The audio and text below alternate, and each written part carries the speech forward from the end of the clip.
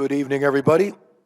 I will call the Special Town Council Budget Workshop meeting to order of April 6th, 2026. The first order is the Pledge of Allegiance. Please rise.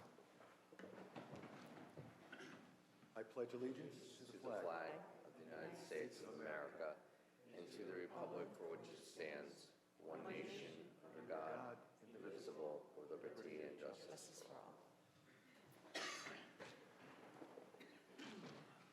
May we have a roll call, please? Allenson. Here. Carmody. Here. Fishbein. Laffin. Here. Reynolds. Here. Rivard. Here. Versace. Here. Tata. Here. Testa. Here. Thank you.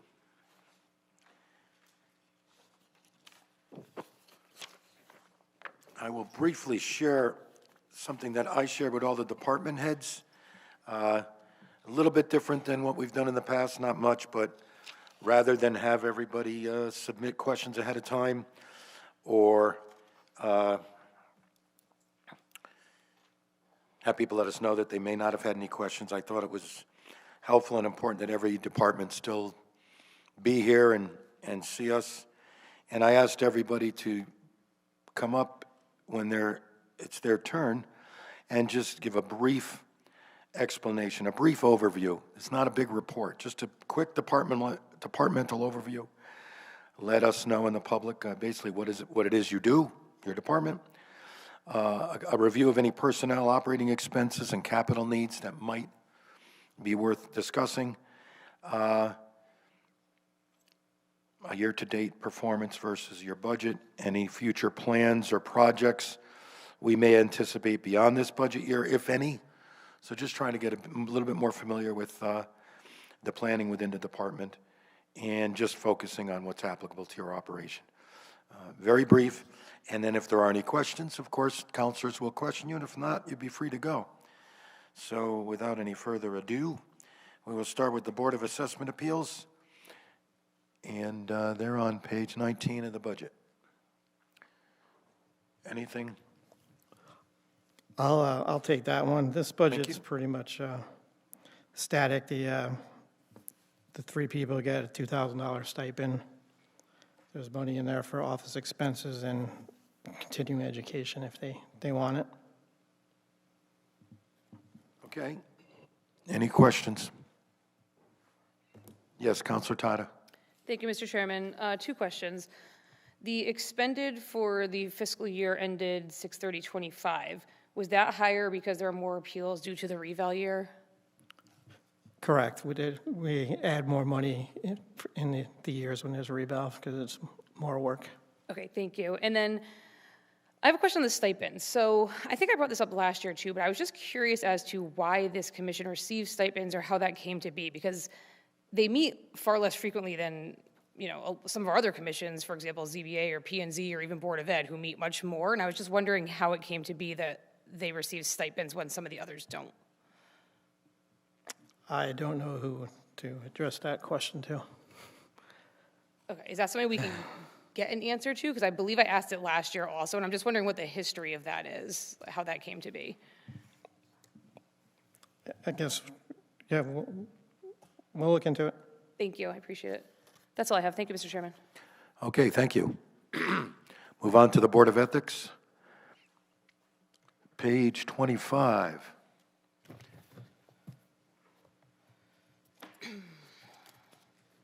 Well, are there any questions for the Board of Ethics on the council? Yes, Councilor Tata. Thank you, Mr. Chairman. It kind of relates to the budget, but not necessarily their budget. They only get $300 a year. I was looking up at the makeup of the Board of Ethics, and in relation to our budget, to this budget, and I believe 3 or 4 of the members of the Board of Ethics, who we approved, are people who receive town funds in this budget. And while this may not necessarily tie into this specific budget, I just think it's something that kind of jumped out at me, that I'm not necessarily sure that people that are on the Board of Ethics should be people that are receiving town funds for their organization. So, like I said, not necessarily a budget question, but I think maybe something we might want to look into, maybe at a future date, or just something I found a little interesting.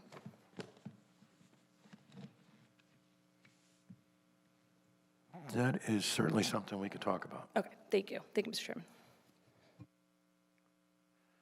Okay, moving on. Capital appropriations.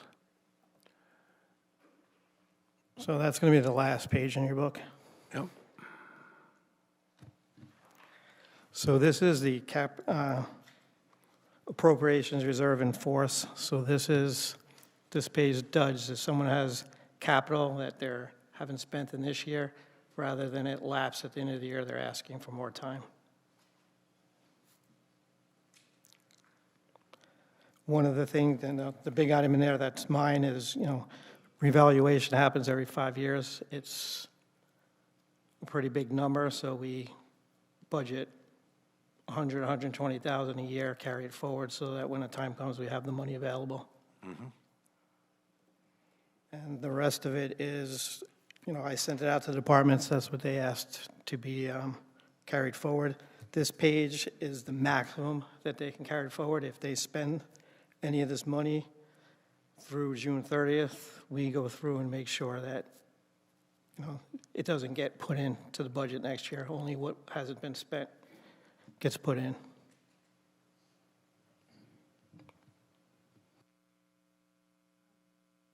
Councilor Ellison. Can I ask, there are just a lot of lines on the fire area. Is there, some of it, like, I think UTV trailer, I don't know when, I can't remember if that is something relevant to 2 years ago that they're continuing to carry over. But what is the reason that a lot of these things are being moved over? Like, it's not hard to source an iPad, for example, so. So I would say that maybe you could ask the fire department on their night. Okay. I'll just make a note in their book then. I think that's pretty much how this is going to go for most of these departments, unless it's you or town hall relevant, right? On this page? Yeah. Yeah, the only thing, I help provide the numbers, but I can't answer to why they haven't spent it yet. Okay, cool.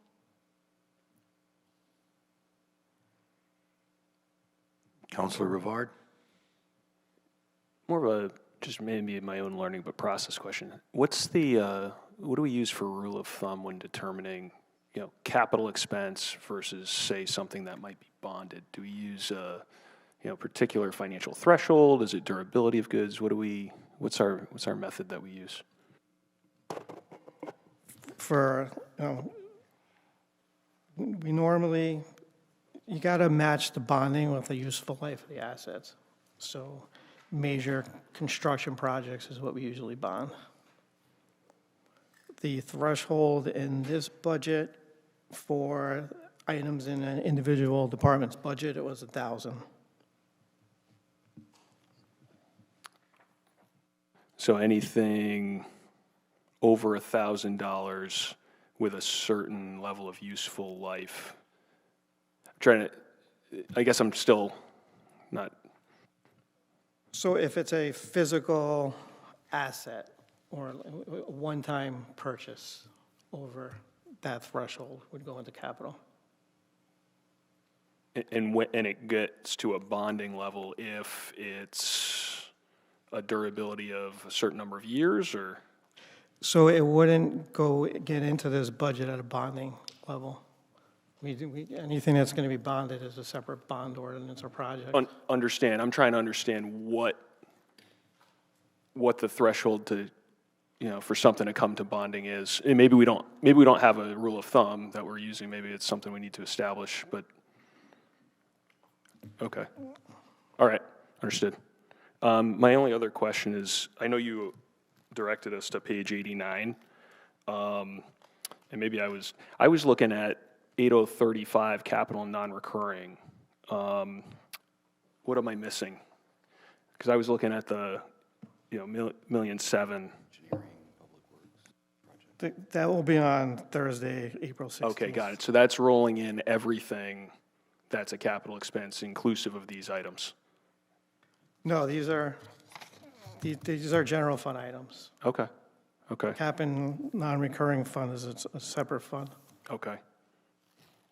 All right, I'll sort that out for myself. It's a confusion on my part, I think. But I was going to ask, so 8035 is specifically for planning department? I don't know what you're referring to by 8035. Department 8035, maybe up front. Maybe I wrote down the wrong number.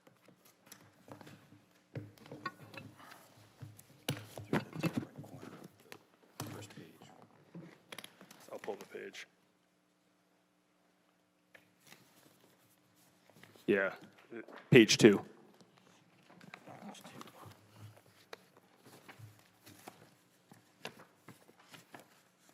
Uh-oh, we're in trouble here.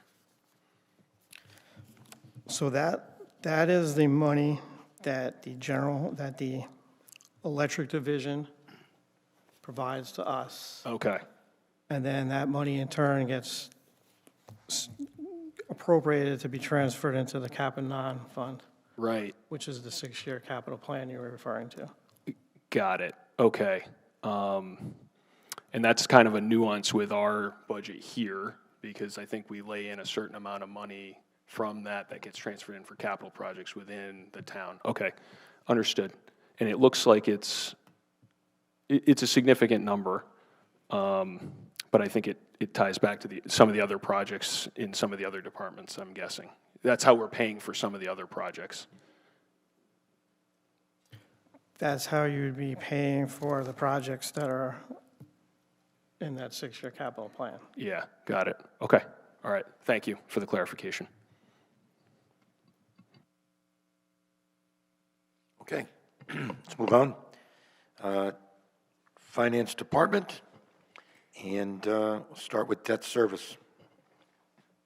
Our Finance Department, for starters.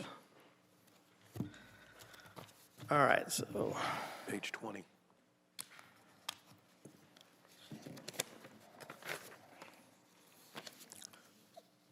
all right, so my department has 29 employees. This budget encompasses the 4 divisions of finance, assessor, purchasing, and tax, and it also includes all the expenses of the mailroom, which is located next to purchasing. My budget was pretty flat besides the general contracted wages. We're asking for $120,000 for a revalve. Finance needs a new copier. And, everything else kind of was in line, just a little bit of adjustment for inflation.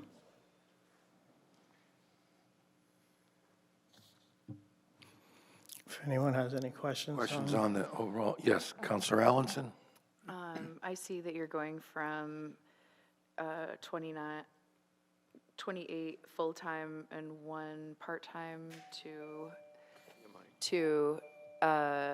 27 and 2, essentially? Is that, and so...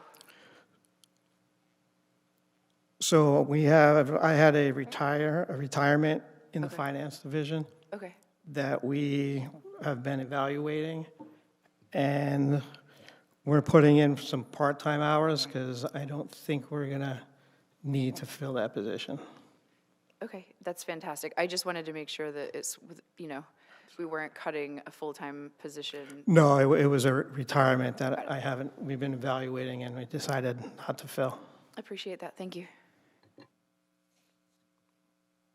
Counselor Tata? Thank you, Mr. Chairman. 2 questions. The line, line 56600 microfilming, that's, I assume that's digital archiving, it's not actual microfilm. Correct, Okay. correct. That's, we do our, We just still use that word, but Yeah. it's digital archiving, okay. And then line 56718, software, that looks like that went up. I'm assuming that's due to more software and technology in your office, is that correct? so that, it went up because of purchasing was bought a new software, and then that's the maintenance fee. Okay, thank you. Thank you, Mr. Chairman. You're welcome. Anyone else? Okay, move on to debt service. Page 22.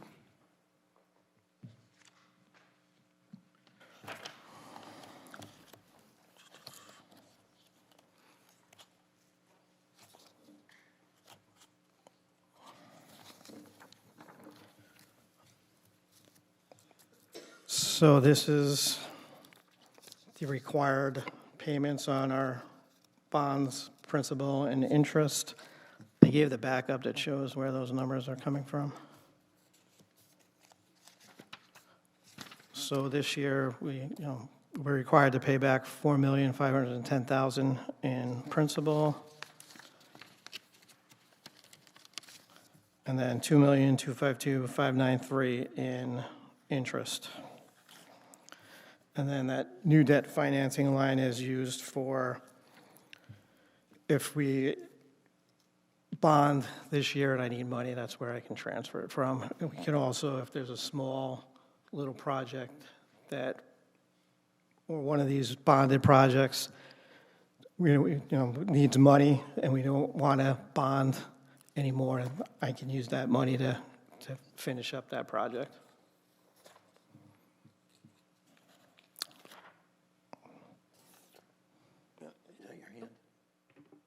Okay. Yes, Counselor Allenson.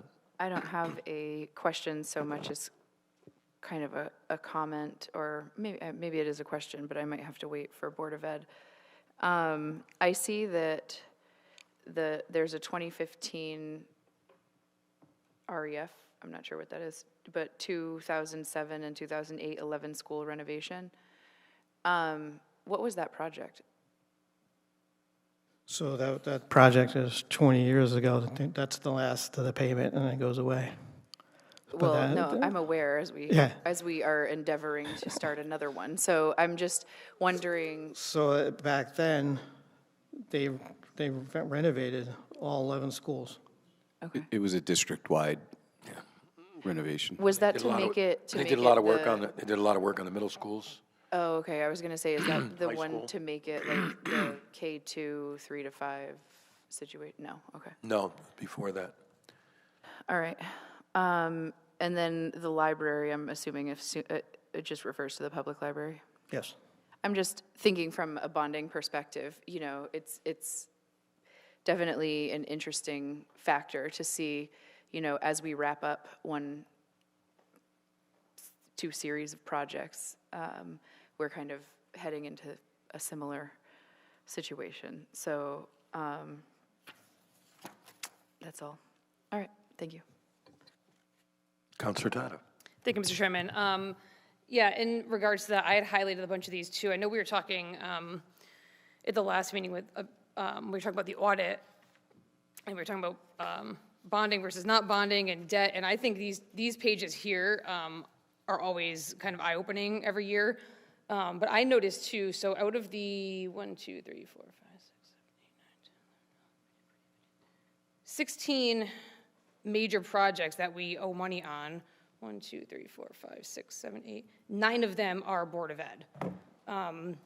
So I think, looking at the school projects and what we need to do with our schools, and we talk about, doing things with the schools a lot, there are 9 projects that we owe 20 years of debt on that are in various stages of still owing that debt. So there's a lot of money there in debt just for school projects. And then, we're paying $2.2 million in interest next year and 4.5 in principal. So, take from that what you will. But I always find those pages kind of fascinating. My only question is on page 22, the cover page, line 8500. I believe that ties to the principal payments. Should that say principal repayments? It says principal retirements, or am I reading, is that not what that is? When you're paying the debt, you're retiring it.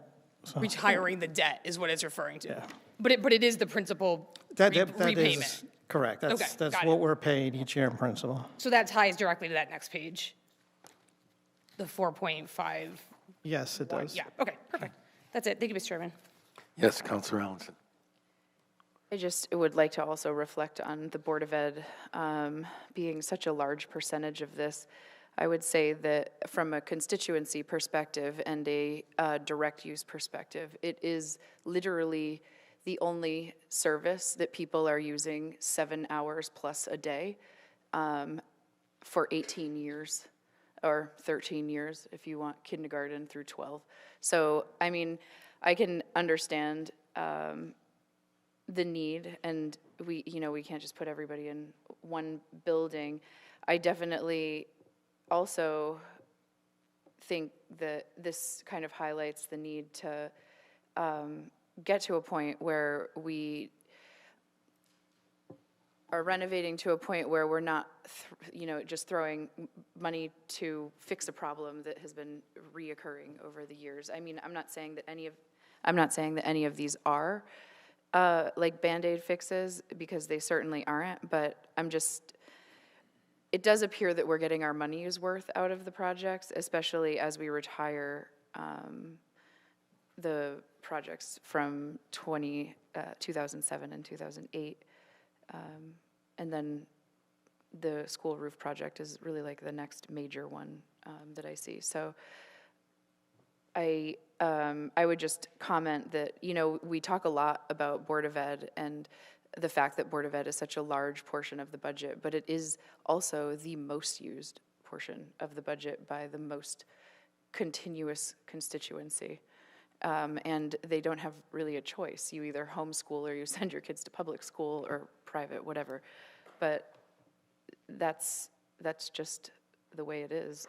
It's different from town hall, where the people who work here come here and enjoy a nice 40-hour work week inside the building, but it's certainly not, several thousand students. So, thank you.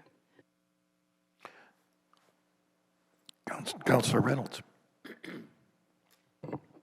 Thank you, Mr. Chair. I'm just curious, obviously, because it's not, I'm curious, like, do you have an estimate of what the community pool debt obligation will be like when that's done, approximately? I don't remember off the top of my head, but I think that ordinance was $11.5 million. Oh, I just meant like on, thank you. But I meant like so if it were included this year, if we were paying principal and interest on it, I was just curious what something like an $11 million bond would potentially be. Just curious, because that will be included in the budget next year, whether we like it or not. No, it won't, not necessarily. It doesn't go into the budget until I've actually bonded it, and then we have to make the payment. Oh, I meant like the year after. So but you probably got, yes. So if you look at the backup, we're losing the tail end of a bunch of projects, but we'll be adding. So it looks like the principal is going down, but it's going to go up. Well, yeah, and I mean, half our interest we're paying back is for the police station, and a third of the principal is for the police station. So we're pretty police station heavy in this so far. And I think we owe less money this year than we have in prior years, I think. Or wait, no, that was from their financial report. Sorry. Thank you. I'll be quiet. But if you take the 11 million and divide by 20, that will tell you what the principal is going to be. Counselor Versace. I just wanted to piggyback a little bit on what Counselor Allenson was discussing. There are a lot of bonding projects here for education in any town. It's about 60% of the town's budget. And our schools really do serve as quasi-community centers. You have the Lyman Hall track and field here. It's used by many, many community members. Same thing with the Sheehan track. Schools are used for town plays. They're used for town sports teams.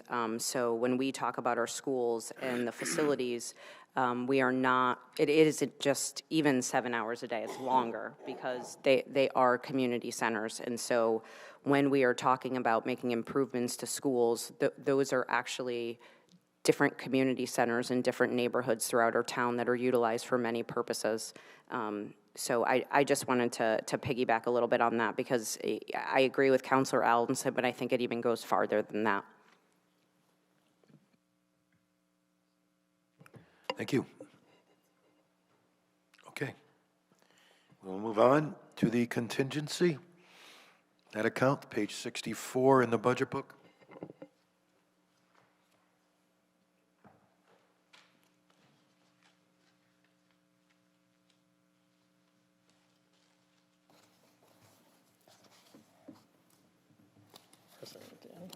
This would be a good one to try to get a feel for where we are, actual versus budgeted year-to-date, based on last year, which is kind of what's Okay, so asked for.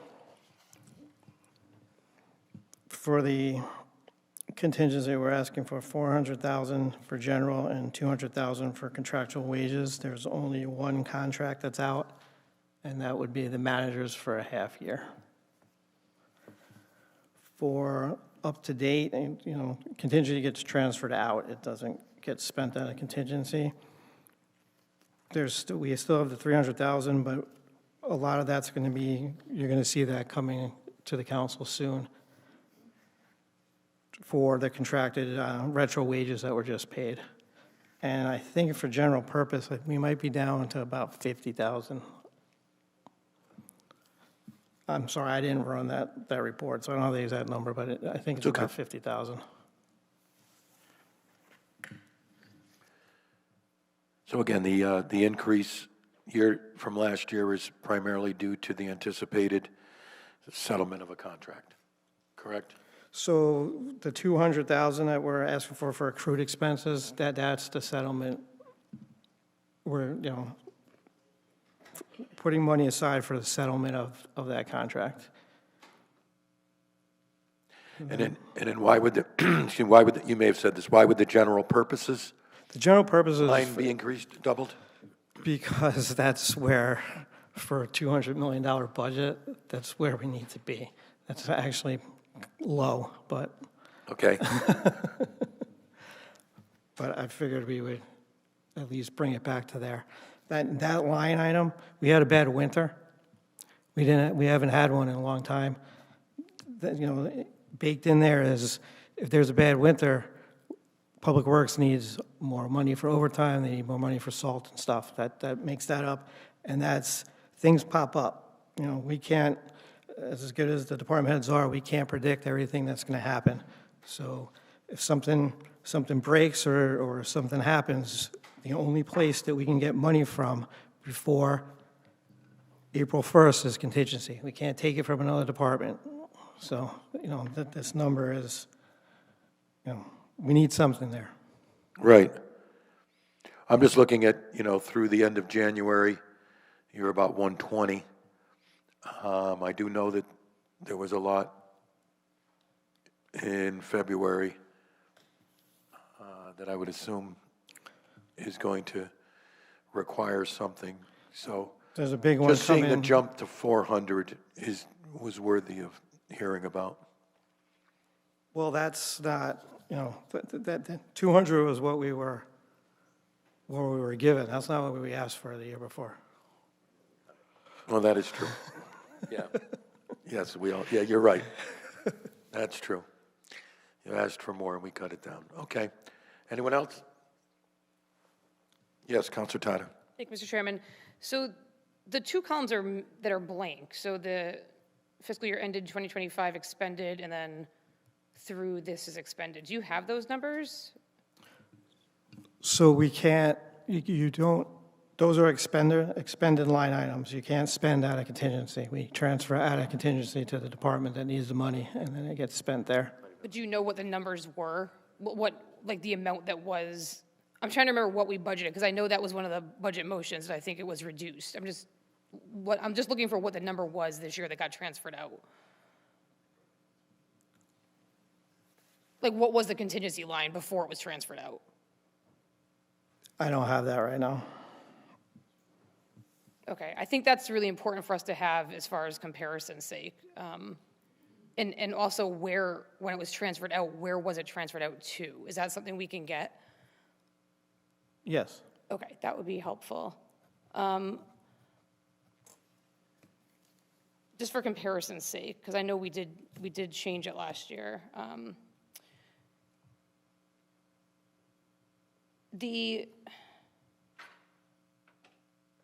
So the accrued expenses, so when you were talking about how if there's a contract that's in negotiation and then it gets approved and that money comes from that, but would it come from that department's unused funds first if, before it came out of here?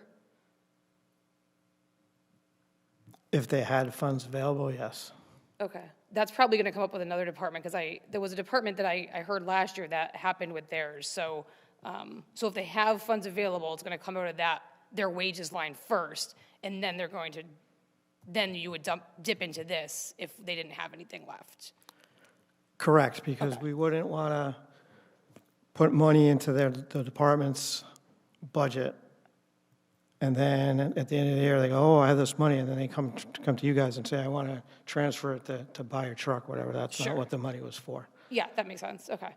And the only other question, I think we talked about this last week too with the audit, but, so you said the only place we can take the money from prior to April 1st is contingency if something happens, but we can always take it from the general fund, correct?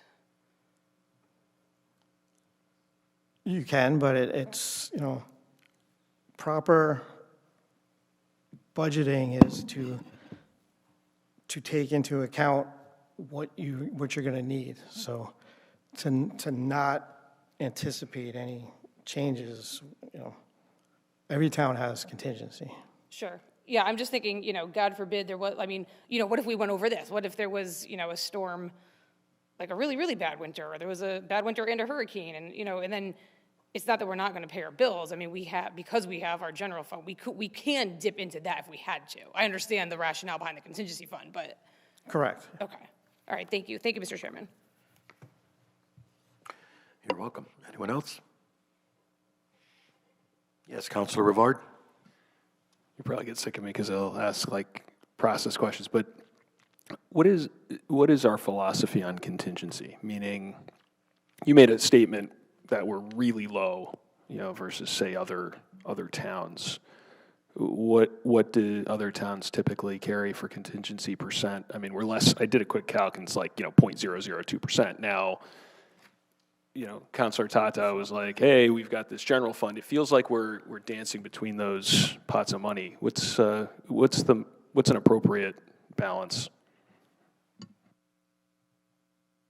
I think there's no magic number, but in a $200 million budget, 200 is not even 0.5%. It's it's got to have something, but we don't have a set policy or number. Okay. I mean, I think it's something to think about, what do we want to carry as a safe contingency fund versus getting put into a position where we have to make snap responses. And it's probably not for this budget, but maybe as we go forward, we can think about those kind of things. Okay, thanks. Okay. Pension contributions. Mr. Chairman, that shouldn't be listed under finance. That should be part of the human resources. Part of what? Human resources. So when human resources comes up, they have 4 pages. Those should all be together. Okay, I'm just looking at the way it was typed up from you folks. Okay, so we'll hold off on human resources on that one. Take it away. All righty. Don Crouch, Economic Development Specialist. The Economic Development Commission, we work on business attraction, retention, development, facilitation through permitting, site selection, marketing the town, business assistance support, and also staff support to the Economic Development Commission. 1 staff person, and the rest of it's mostly our marketing budget, office expenses, dues and fees, travel, telephone. Okay. Mr. Rivard. one thing we all, talk about a lot is, trying to find ways to build top-line growth in town. I mean, if I think about EDC, I think that's a big mission, right, is to try to identify, bring in businesses, come up with creative solutions to make that palatable. I don't like adding to budgets because I like to, be efficient, but is this enough to do like what we want with Wallingford Worldwide and actually go try to generate some revenue on the business side? To me, a person, I don't know, we're not likely to, make huge traction in bringing things in unless we've got, some amazing ideas. I mean, I'm not downplaying one person's abilities by any means. I'm just trying to reconcile this concept of trying to generate revenue on the business side with one person. Most people would probably say, yeah, let's add to, more people. I don't necessarily think it's adding people. There's other challenges, I think, outside of our department. There's projects that get approved or don't get approved. Some of the finances, there's an office complex where they're getting $25 to $27 a square foot, but to outfit it for tenant improvements, it's $75 a square foot. So some of the economics to bring in a business, and a property owner is not going to make money for 3 or 4 years. So I think there's other things that kind of take into account. So I don't think it's necessarily more people is the answer. But if you saw like our promotional expenses for marketing, we probably haven't used it the last couple of years. We've had some turnover on the commission. This year we do plan on, with a new website, to be able to market that. So I think really our digital assets is probably, I would invest more in that. And also we put in, you might see operating expenses went from, $1,500 to $7,000, big jump. A lot of that was a CRM program. So I think the tools are probably more important than the people at this point. Okay, thanks for kind of connecting the dots and some of the other aspects. I think we all need to just try to keep it where there are those pinch points that might be preventing kind of, revenue generation or office or whatever. Like, we have to figure out how this all comes together to help the town's future, because that is an area that we all know has been lagging. Not anyone's fault. It's just kind of how things are. I know everyone's just going to try to do their best, put their best foot forward. I mean, any way I can help, or this team can help, I think we should try to figure it out. I don't know what the answers are, but that is key, I think, for us going forward beyond this particular budget season, for sure. Thanks.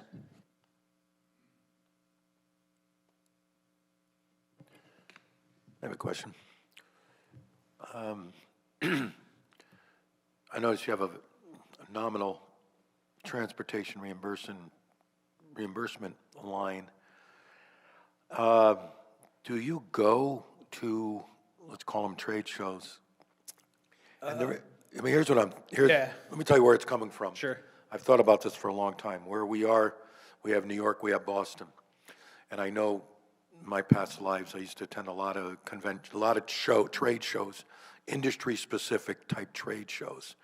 And I always thought to myself, we look at who we have here in town already and what's available for potential space, what type of industries are here, what might be symbiotic type businesses that we potentially could try to draw in. And when we narrow that down, they have to have conventions. They have to have trade shows. Mm-hmm. And I'm thinking of New York and Boston. They also must have international type shows where companies from other countries are here in some way looking around at potential opportunities. And I always thought it would be worthwhile to have a presence there. You're walking around saying, "Hi, I'm from Wallingford, and boy, you should see what we have, as incentives for your industry."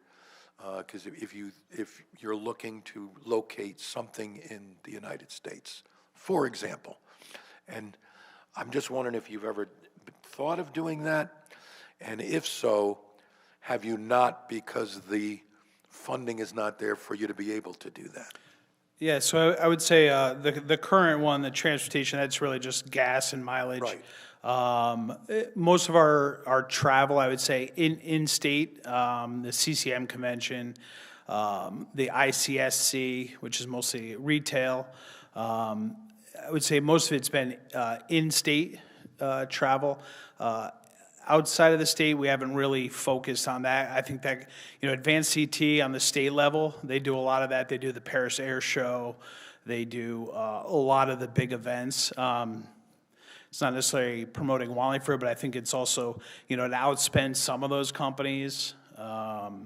We haven't really, but I think it's something to look for in the future.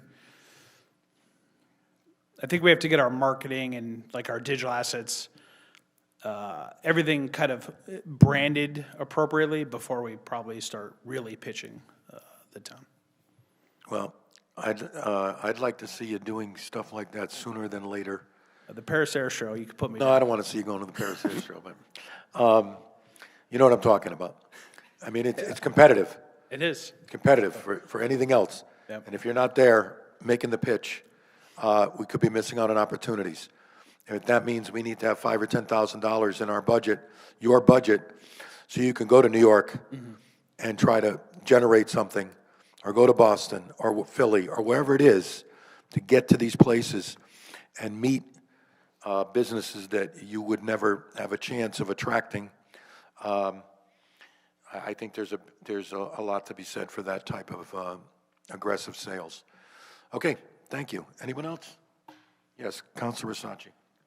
Can you just talk a little bit about what your relationship is with Wallingford Center, Inc., and how do you coordinate with them? And Sure. We coordinate them a lot of everything from their, they have their yearly audit with Connecticut Main Street. We're in on those conversations. I talk to Liz probably a couple times a week.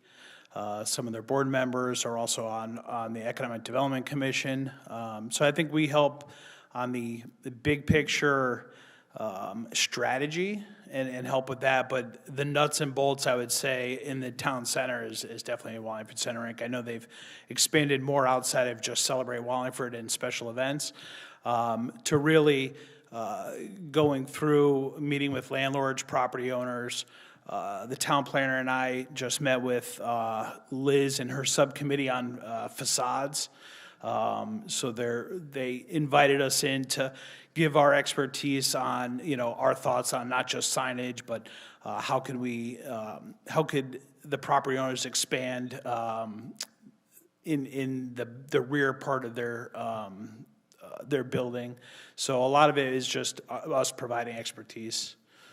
okay, great. And then along that same line, how does your department and the town planner coordinate and work together as far as planning for the town?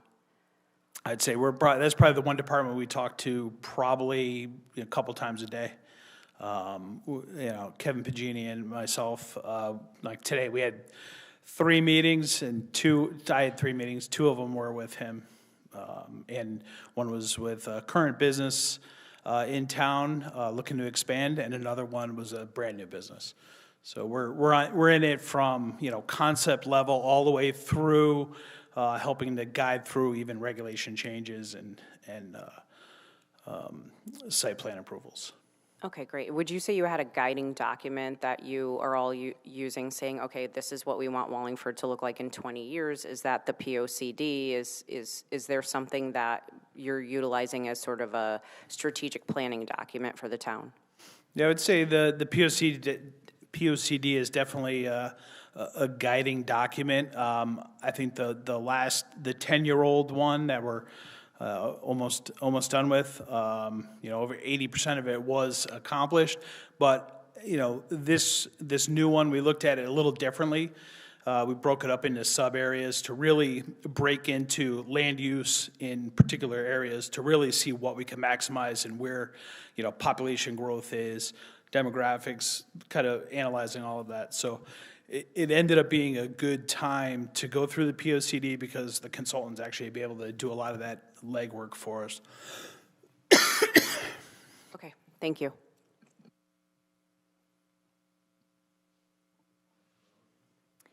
Councilor Allenson. Thank you. I think I just have, well, I know I just have one, and I think it's a short question, but can you give me some examples of like the promotional expenses?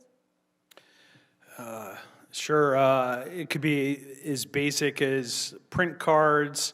Last year was the pins, things like that.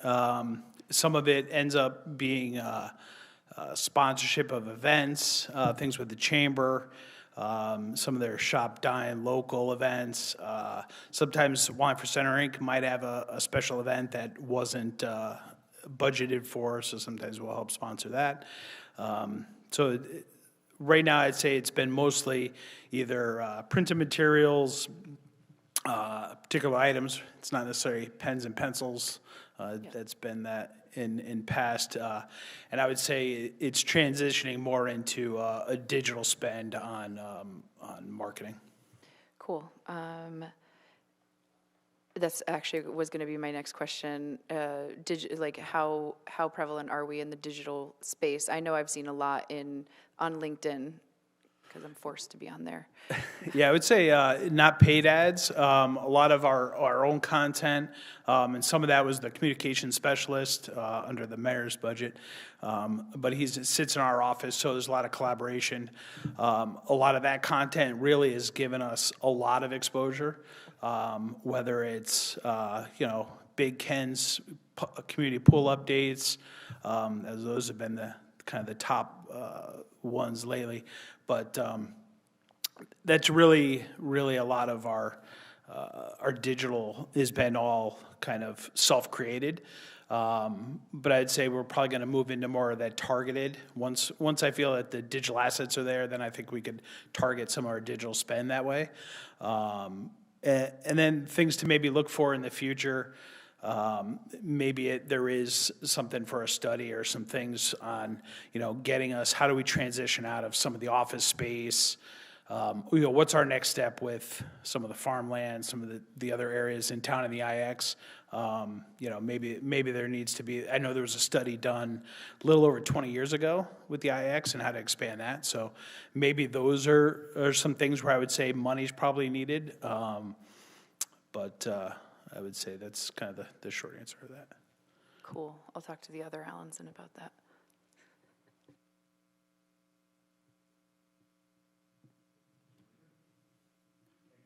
All right. I'll try that on this. Thank you. Government Access TV. Tom.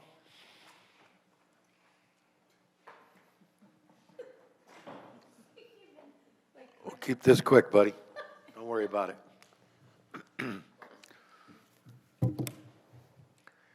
Be nice, people. Just turn everything off on us. I'm Tom Caneschi, supervisor for Wallingford Government Television. You guys all know what we do, but I'll tell you anyway. I prepared something.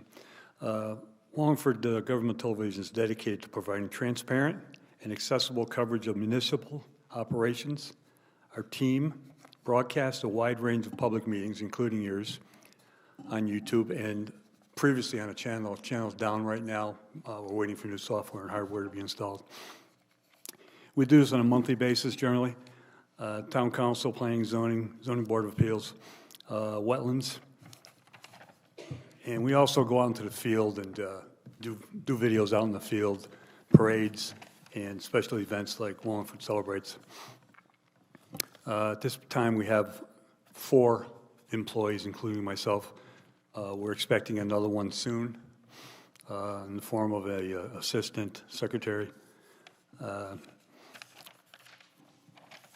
And that's about it, I guess. We'd like to expand our coverage a little bit. I gave you all some information about what we're going to be doing out in the public with that little package.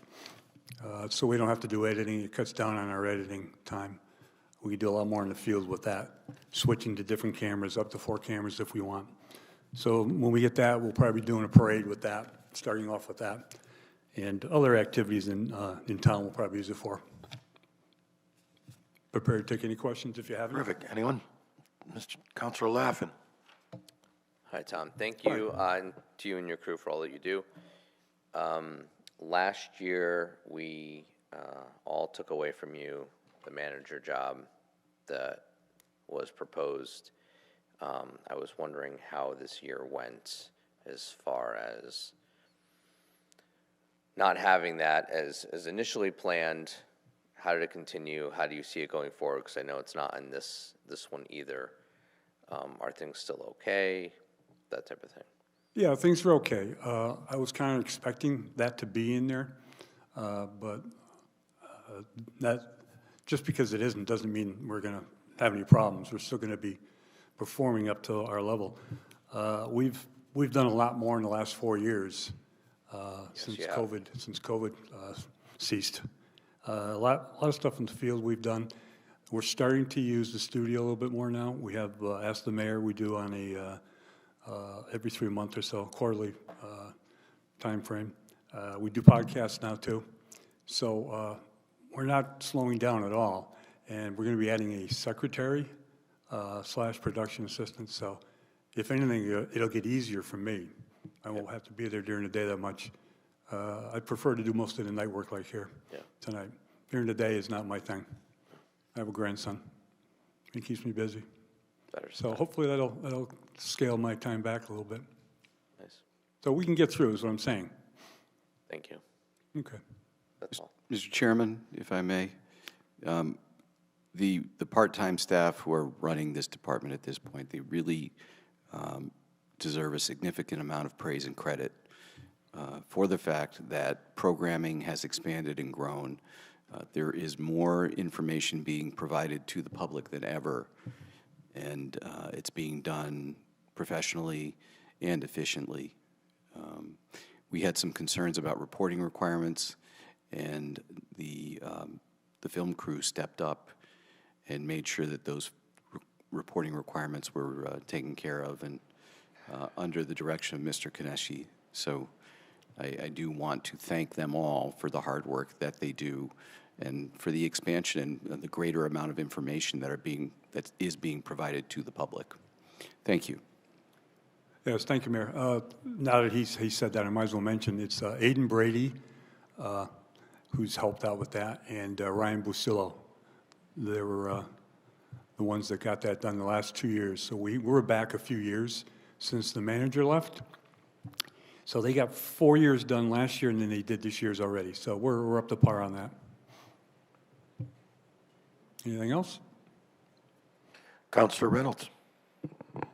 Thank you, Mr. Chair. I just want, just for clarification, you'd said you have 4, you're hoping to have 5, well, We have 3 now. you have 3. We're going to have a 4th person that's going to be hired. Well, she's been hired. We're waiting for her to show up, go through her testing. Does that 5 include you? That'll be 4, including me. 4 including you, okay, and that's 4 of you spread out across 7 part-time positions? We have the potential for 7. Okay, all right, so theoretically, 4, you have space for 3 other people in here, but I'm just asking because we're operating without a manager, but we're also operating with 4 people on a 7-person unit that's doing a great job, but I was just curious how it all works. Well, we've never had 7. I think in all my years here, we've had 5 at the most, maybe 6 at one given time. And the problem with getting even more than we have now is that I don't have enough work for them at times. I had another person here, and there wasn't enough work for him, and he left. So you run the risk of having too many people and not enough work. And yet when we have weeks like the next 2 coming up, we could definitely use a break and have that extra person. So there's a fine line between having 4, 5, or 6. Okay, thank you. Counselor Laffin. Sorry, and somebody can correct me if I'm wrong. Is there's probably a difference between how many you're allowed to hire versus spreading out the hours amongst what actually gets done with the crew that you have? Yeah, well, we're allowed 19 and a half per Yeah, person. right. We don't get there usually. I have in the past, but the others have not because they all have jobs or they're going to school. And they've never, only a couple times. I think last year when they were doing the Pura reports, they got close to 19 and a half. Okay. So that's never been an issue. Great. And All the right. funding's always been there. Perfect. No, thank you. Okay. All right. Thank you very much. That's it? You're all set. Thank Okay, you. Thank you. Excuse me. Okay, Human Resources. You all should have received a copy of a report today that Mr. Hutt prepared for us, sort of a preliminary up front that he's going to go over anyway, but you should have received it in the afternoon. Yes, good evening, Jim Hutt, Town HR Director. Kurt Schreiber, Risk Manager. Thank you. Now, gentlemen, I know that this is a pretty detailed overview. I appreciate it with all, you don't have to go through that, letting us know all of those different things that you're talking about, just a general, what do you do, but we're really looking for any highlights to your expenses via personnel or projects and things you anticipate coming down the road. That would be great. Sure. So I provided that to you only to limit the time I needed to be here tonight. So I didn't want the opportunity to go by without us telling you what we do. Oh, sure. It's on a daily basis. So we are a department of 7 full-time employees. We have 1 part-time employee that's in the process of being hired. We have a person who's a board recorder for the Personnel and Pensions Appeals Board, and she really works on an as-needed basis. The budget that we're presenting to you tonight is approximately $230,000 less than the current budget. It represents the work that we do, and the budget is approximately 97% of what the mayor approved for the HR department budget. 97% goes towards the other town departments within the town of Wallingford, pension, health insurance. So if you total all that up, about 97% of it goes for the other town departments. We are looking to create a new position of a safety and risk management coordinator. It would be a position, if it was approved by the council, would begin after January of 2027. The reason why it's being proposed is looking to give the opportunity to get somebody in. Training is a management function. Succession planning is an executive management function. And we're looking to create a position to work in risk management to assist Kurt in the work that he does. And part of the reason, I'll let Kurt get into the reasons why, but one of the reasons for myself is that this is a very important position in the town of Wallingford. It's one of the most important. I've had the honor of working with Kurt for over 23 years, and I know the work that he can do. And as I see my time coming to an end here, I think it's incumbent upon myself to be an advocate for someone to work with Kurt so Kurt can develop and he can mold them into the work that's expected of the risk management department. And I think when you have someone like Kurt, I think he should have that opportunity to develop someone to be his replacement someday. I'm not going to speak for Kurt how long he's going to be here, but I think Kurt and I both can agree that our time here is less than what it's been so far. So we like to leave the town in a better place. So that's the reason for the position from my end, and I'll let Kurt get into any details about it. But that's my presentation. So. Very good. Okay, Councilor Rivard. I would just say thank you for thinking about succession planning within critical positions. In budget-constrained environments, it's often easy not to do that. And then where there's a high level of professional understanding and specific skill sets, sometimes that a gap has been left. I've seen that in my career quite a bit. And I think, safety is paramount, especially when we're talking about OSHA requirements, risks to our employees and those type things where it's very, very serious. So personally, I think, transition planning is extremely valuable in this arena. Thank you. Councilor Allenson, want to wait till we get to that? I wanted to, first of all, say, how dare you leave us, or even say you're going to leave us someday. But I'm just kidding. Anyways, I wanted to ask, it's not really a huge amount, but I see, so it looks like the budget for exams is going from 68 to 58. Is there a reason for that? Well, we've looked at the current budget, where we are projecting forward. It includes the money that we need to continue with the HRI, the NeoGov, the online applicant tracking. We also belong to Western Region Item Bank. And so looking at the positions that we're going to need to fill, expecting to do less for police and fire, which are very expensive pre-employment physicals. So I felt, looking at where we're tracking and what's needed for the future, I thought it would be advisable to lower that amount for this fiscal year. Fair enough. I just wasn't sure what the exams were encompassed. And then secondly, software support is going, purchasing services for, I'm guessing, software support is going down. Is some of that rolling towards IT, or do you have your own softwares that you operate in? So I think that what that is there was an initial implementation of a software program that I purchased for my office. It came in extremely under budget, and so now what we've done is that's the ongoing cost to maintain the program. Fair. And that is it for me. Thank you. Councilor Tata. Thank you, Mr. Chairman.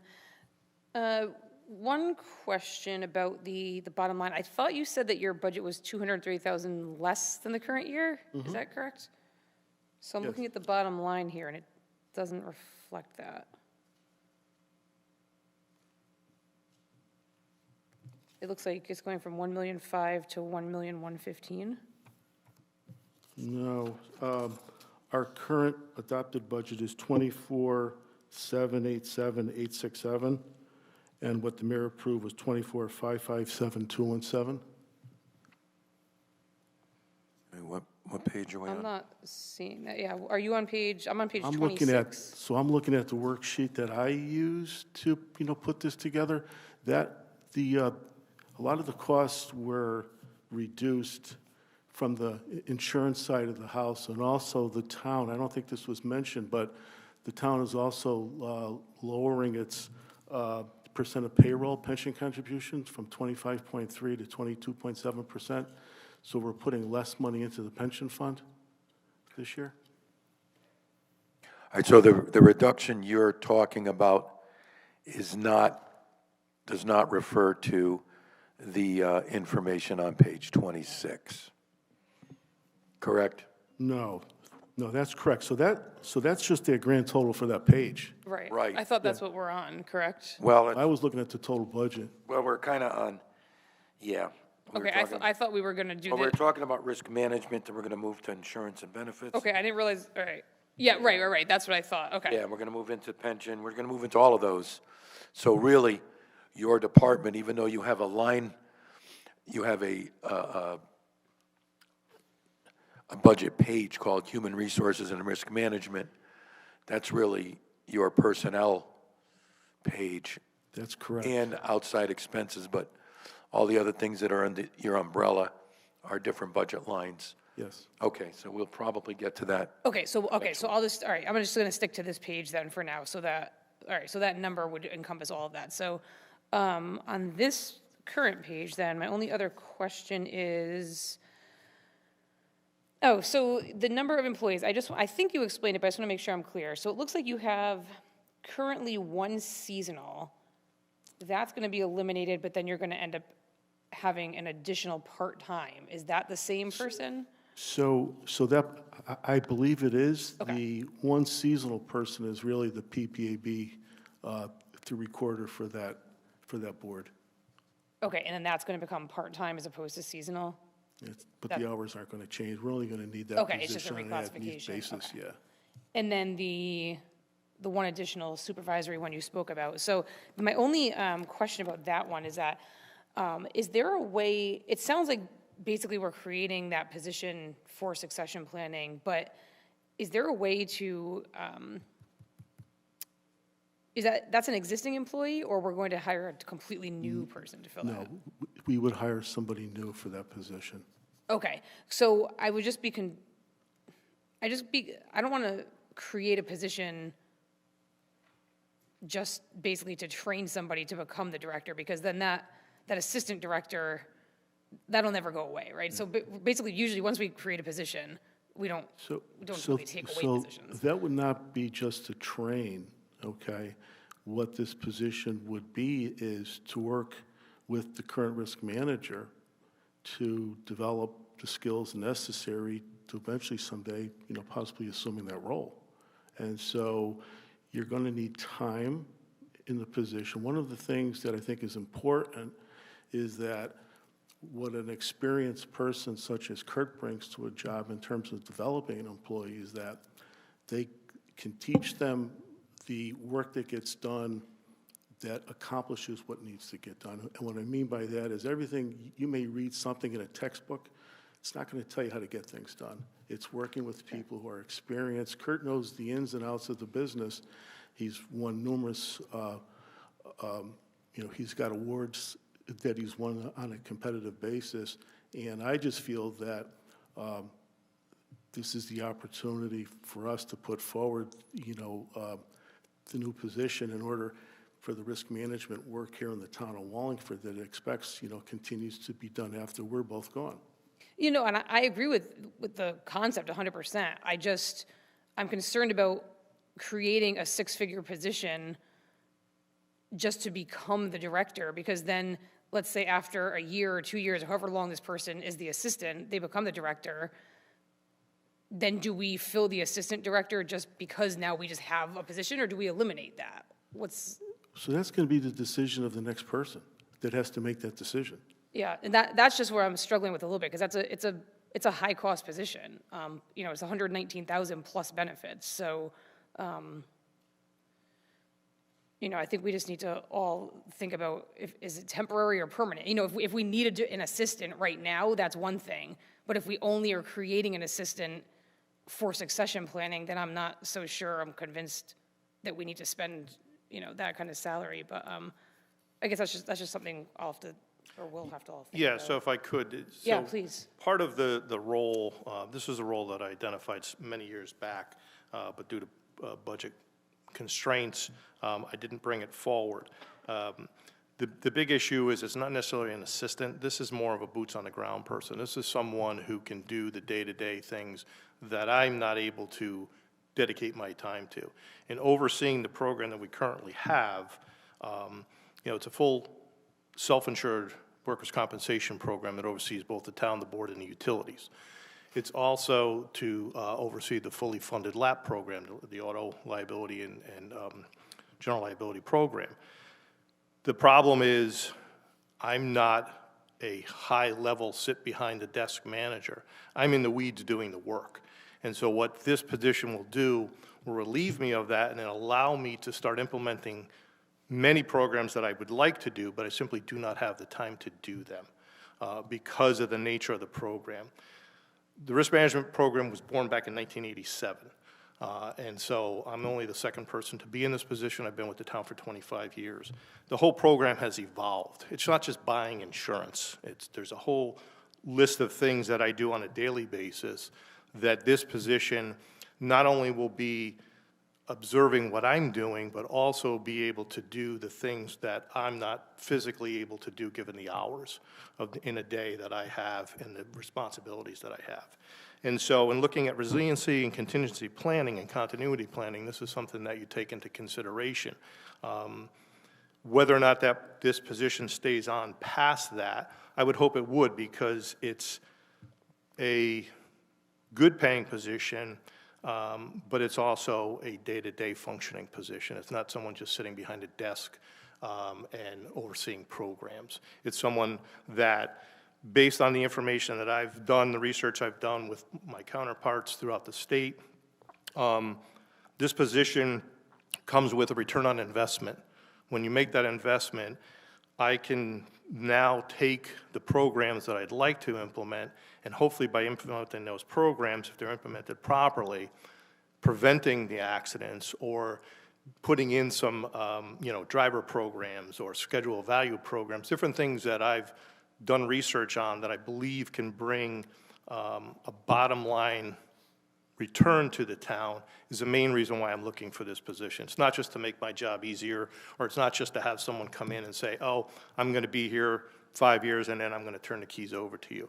This is hit the ground, get these programs started, implemented, and by doing that, it will show in the overall risk management program.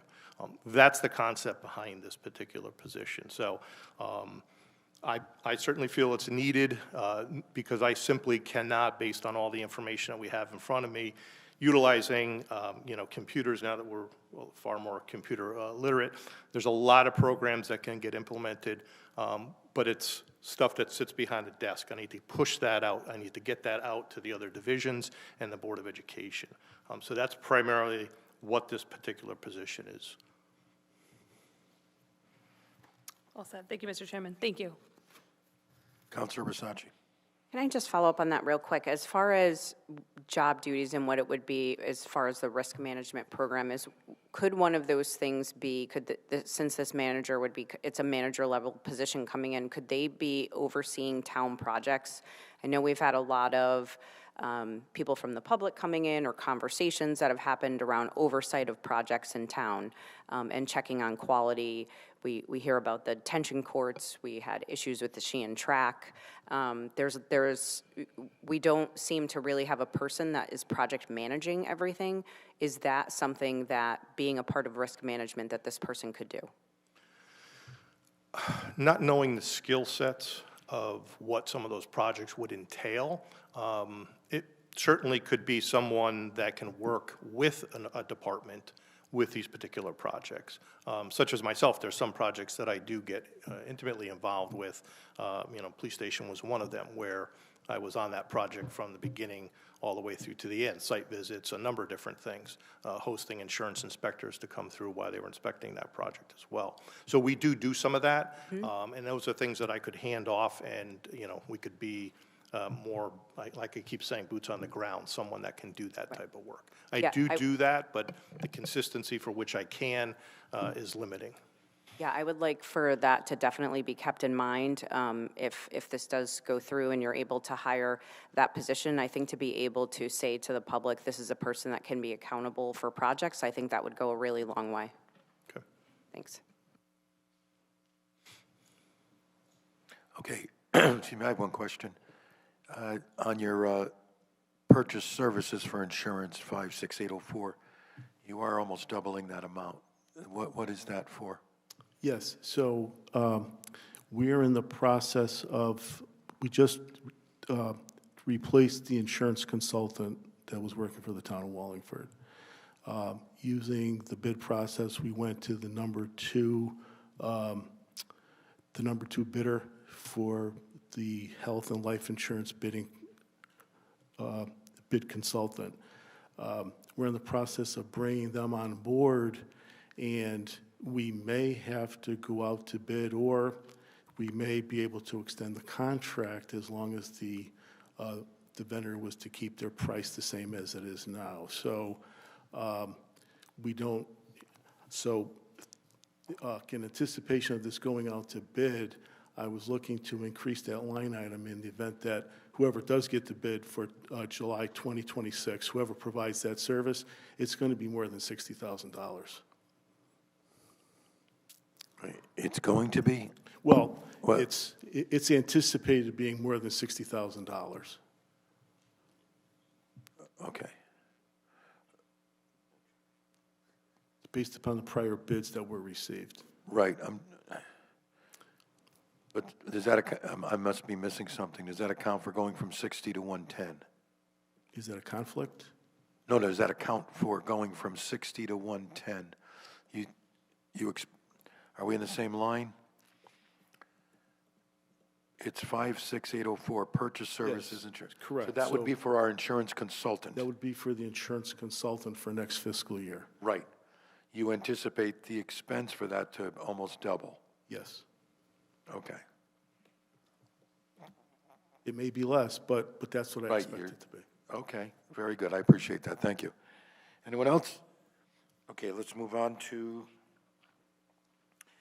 insurance, property, and casualty. Anything there? Anyone? Questions?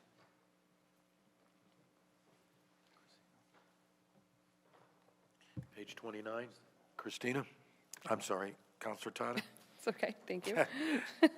So It's a informal. workshop, it's casual. It's so informal, yes. The line 55945, the property and casualty insurance for the Board of Ed, I'm assuming that's in the general government budget because all the insurance runs through your office, correct? That's correct. Okay. So that's $876,000. I mean,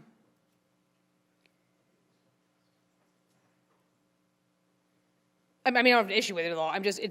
I know sometimes when we, compare like what the percentage, it already came up tonight, the percentage of the Board of Ed budget versus general government. There are a lot of Board of Ed costs in the general government budget, and that's obviously one of them. It's $876,000. I believe there's a specific line or page in the budget that references those transfer costs over, correct? Yeah, oh, sorry. I just want to make You're sure talking you. to me. Yeah, I believe there is. I know in years past I haven't gotten that far this year, but. That was all. I was just questioning why that's on this page, but it's just because all the insurance for everything in town runs through your Yes. office. Okay. So basically you're absorbing that in your budget, but like you said, 97% of your budget is The total other town budget. departments. Correct, It's the really total not your budget. office. Got it. Thank you. Thank you, Mr. Chairman. Okay, Counselor Reynolds, I missed you. You had a question? Yeah, sorry. Thank you, Mr. Chair. I had a question about the employee insurance and other benefits. I see that the health insurance went from 7.8 million to a request of 9.1 million to the mayor saying 8.3 million. And I've had questions about this in prior budgets. You may not have these numbers, and maybe this isn't an apples to apples comparison, but I was just curious, how many unfilled positions do we carry approximately each year, and how much money of that are we baking into this insurance estimate? So I think a better way to address that would be the number of employees for the town that do not take insurance. Okay. So out of approximately 425 full-time employees that work for the town and the sewer and the electric division, approximately 70 employees do not take the insurance. So if they were to take the insurance conservatively, that's like 16%. If they were to take the insurance, it would add like 2.3 million to the conservatively. It would add like 2.3 million to the health insurance line item for the entire town. So when we develop the budget, we budget for the positions that are filled and the current health insurance class size that they take. We subtract what the employee's contribution is to come up with the town's cost. And then we also put in there positions that have been requested but have not been approved yet. So there was many positions that we had built into the budget from other departments. Other departments tell us what they're looking for. So we build it into the budget, and then when the mayor's budget comes to us, then we'll take those positions out. So that's the reason why that number dropped so much. And I think we're also budgeting at a higher amount, and then when the health insurance rates did come in, they were less than what they were originally budgeted for. Okay. Yeah, and thank you, and I appreciate that. Yeah, no, and to that end, you're absolutely right. It is a better way to look at it when you think about what if everybody took it, as versus like, well, who's not here yet? I only ask that because we hear a lot about money that's left over every year, you know, 2 million, 1.8 million, et cetera. But usually, a chunk of that is our health insurance every year that we don't, because again, you have to plan that you're fully staffed. So I was just curious if we had an estimate of what that chunk would be, and I could go back to the other ones. I wasn't sure if that factors into this, but it sounds like it does. Sure. So something else to take into consideration, I'll just give you the approximate numbers. For a single person, for single coverage, health insurance and dental for 1 year is about $17,000 per year. That's the total premium. For 2 people, it's approximately $34,000. And for a family plan, it's about $45,000 per year. So when you look at the unit cost, it doesn't take much to get to $1 million. Thank you. Thank you. Councilor Rivard. Yeah, thank you very much, Mr. Chairperson. It's more of a general question on our insurance that we have, both property and casualty you can comment on, as well as the, employee insurance benefits. Do we feel like we have the most competitive kind of rates and policies compared to what other towns are able to negotiate and achieve in terms of actual costs? I mean, you rattled off the per person costs, and I think part of the reason that this is centralized is to maximize, the volume of people that were, just employees in that case, and then property you're kind of fixed. But how do you feel we stand relative competitively with other towns in terms of what we're able to get for quality of insurance for the price we pay? Well, I think our insurance is pretty good, right? I know a lot of people do complain about it, but I think it's good. If you're sick, you go to the doctor, you're going to get taken care of. We've made changes in health insurance over the past several years. We've moved from a PPO plan to a high deductible health plan, which did bring savings to the town.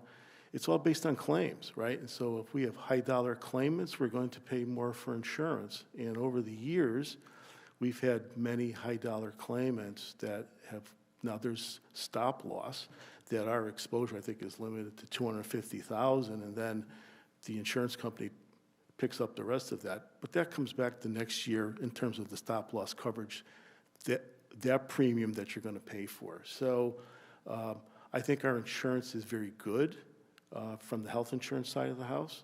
I think our rates are competitive. But again, it's all driven by claims. Larger employers may have less claims, may have more claims, but it's spread around many more people. So we have about, I'm going to say we have about, between the town and the board, about 1,000 lives that's not the total members, but that's just the number of people that have contracts. So it's all based on claims, and if we can get the claims down, then we can lower our costs for the future. Yeah, and then, there's a safety aspect associated with that and occupational health and the like. So I'm trying to just connect the dots in my head. So thanks for that. Yeah, and just to kind of take off of that, so we insure an agent on record that each fiscal year when we go out, our whole book of business is reshopped. So if there are higher level coverages or there's different changes in coverage, we just did it last year where we were able to take our cyber policy, which was a built-in policy, extract that out as a standalone policy, make it more robust, have more lines of coverage, and come in cheaper. So we do that every fiscal year to relook at that to see what's out there and if we can shift coverages. It's something that we do. Thank you. Mr. Chairman,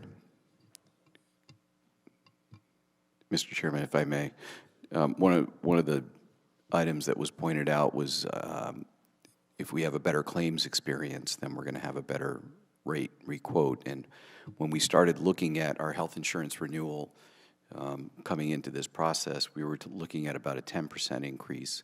And as our consultant reviewed our experience each month as we got closer to making our budget projection, we dropped down to about 7.5% as an increase. So we were pleased to see that we had a more positive claims experience resulting in savings in the program. Thanks for that color.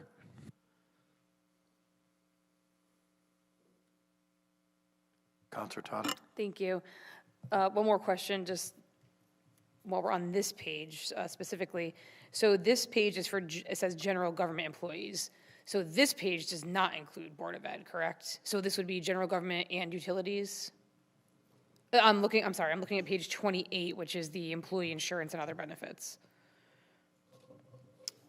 No, I think some of these line items do include the Board of Ed. Okay, I'm just looking at the description. So it says hang on, maybe I misread it. So the longevity is for general government, except fire, police, public works, and public utilities. Retirement sick leave is for all general government.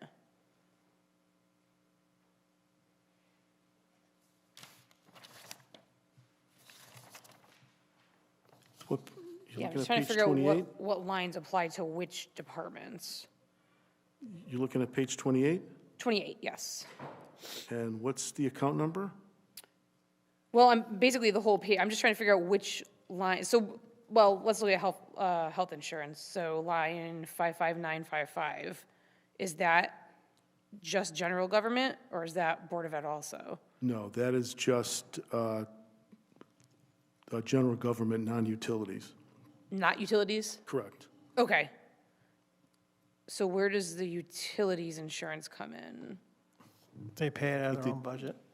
That's in their budget, okay, and Board of Ed is in their budget. Yes. And then some of these other lines, so workers' comp, for example, who does that cover? So that covers both the town and the Board of Education. And utilities. No, utilities are enterprise fund, they fund their own. Okay, so none of this applies to utilities? No.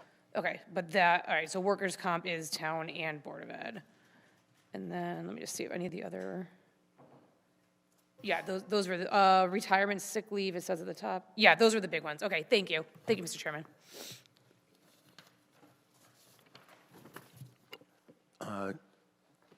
Would you please just clarify again for me the health insurance line, which you asked for 9.1 million from this year of 7.9.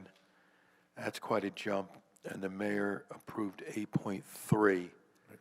So did that have to do with numbers of people? Yes. So what we add in for my department submission to the mayor is what we've been told will be new positions being asked for by departments, fire, police.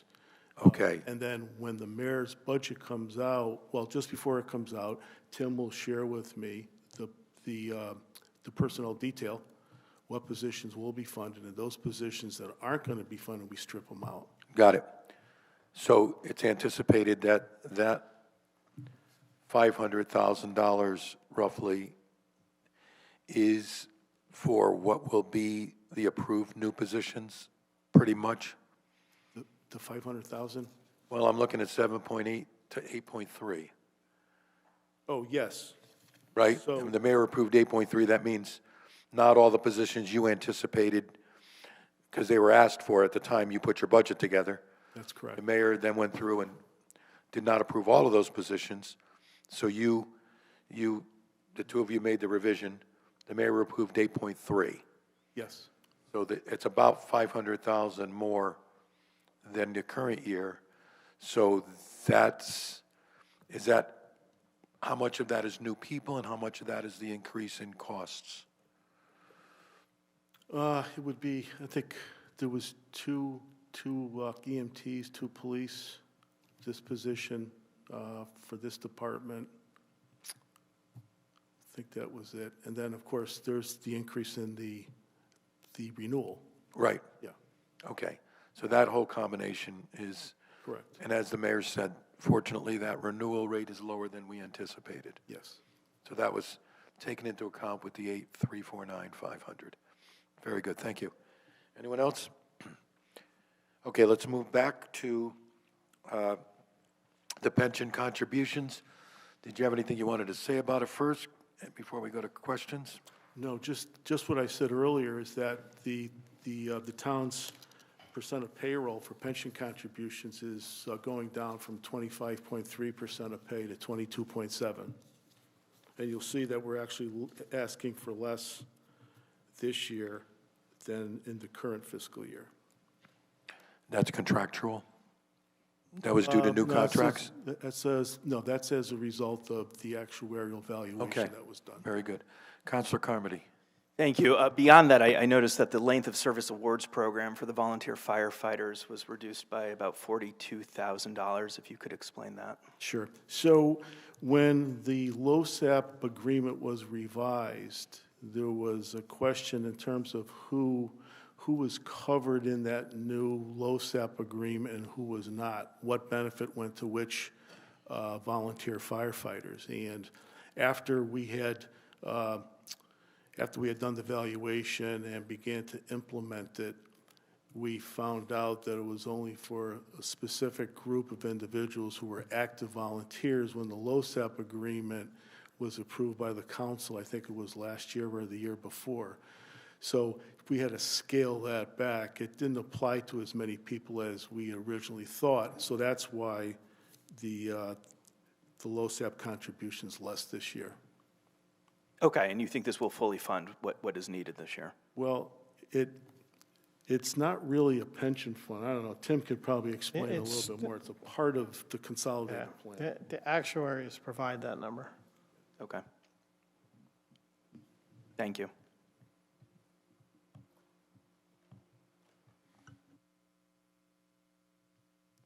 Counselor Tata?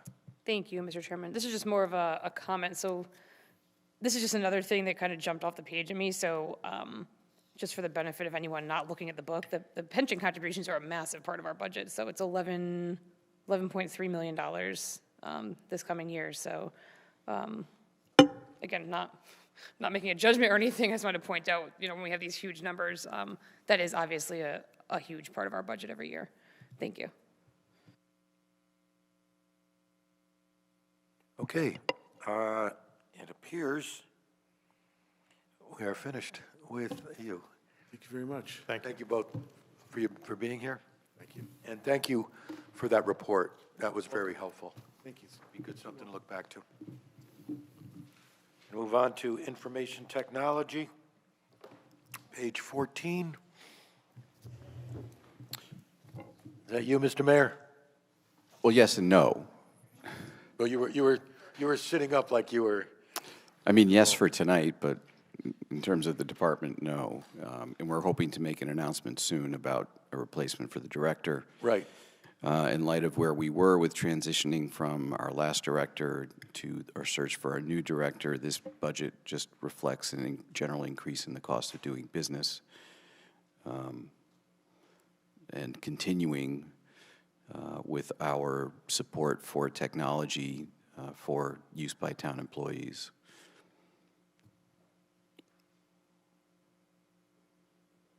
Any questions? Councilor Tata. Thank you, Mr. Chairman. The line for purchase services and software, line 56718, that I'm assuming is software support for other departments, so does that get passed on, or is the $447,000 just for the IT department? No, as we take on software packages that involve the other departments, that's centrally billed through the IT department. Okay, thank you. And then I also noticed that there's no capital. Would the capital go under each department? So if you were to buy laptops, let's say, that would go under the department's capital?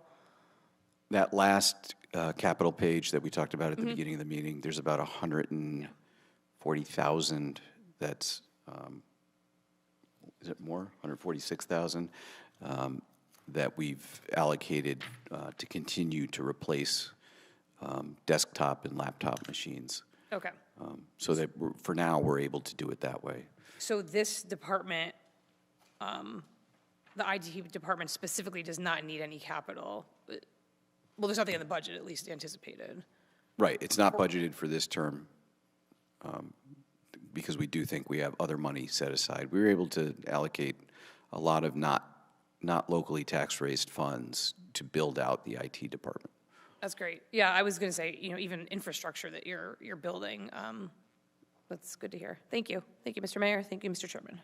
Okay. Mr. Chairman, if I may, just course. so like that 400,000, they took a lot, any software that multiple users kind of, so Munis used to be in my budget, that is now in theirs, that's a big chunk of that, that's about 176,000. The Microsoft 365 licenses is in there, that's close to $97,000, it's just some of it, but there's a big list of, Andy did provide a list of stuff to go by, and then the mayor and I kind of tried to project it out to get that number. Yeah, that makes sense. Thank you so much. Okay. Counselor Reynolds. Thank you, Mr. Chair. I just want to piggyback on the software question. I recognize that this is getting picked up across departments, obviously goes through IT because they're the ones who install it. I get all that. Are these one-time purchases of licenses? Are these renewals? Are these, I mean, I know that this is a all-in-one bucket, so there's multiple things here, but just curious. So most of this is the continuing agreements that they, so if someone was buying a new software, you would see the initial purchase and installation in their capital account, and then the annual fees that you have to pay winds up in this account. Got it. Thank you. Anyone else? Excuse me. We all set? Okay, thank you very much. And we will move now to the Law Department. Page 18.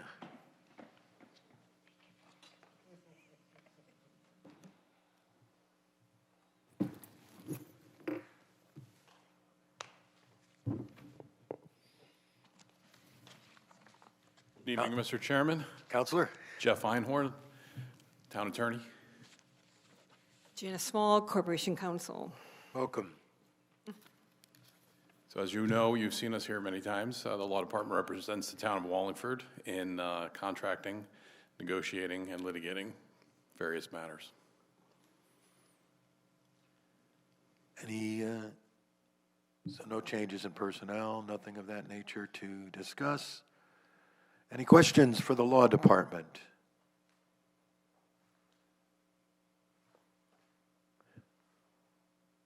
Wow. I got this letter. No, I'm just kidding. All right. If there are none, then thank you very much for being here. Thank you. And thank you for all you do. Thank you.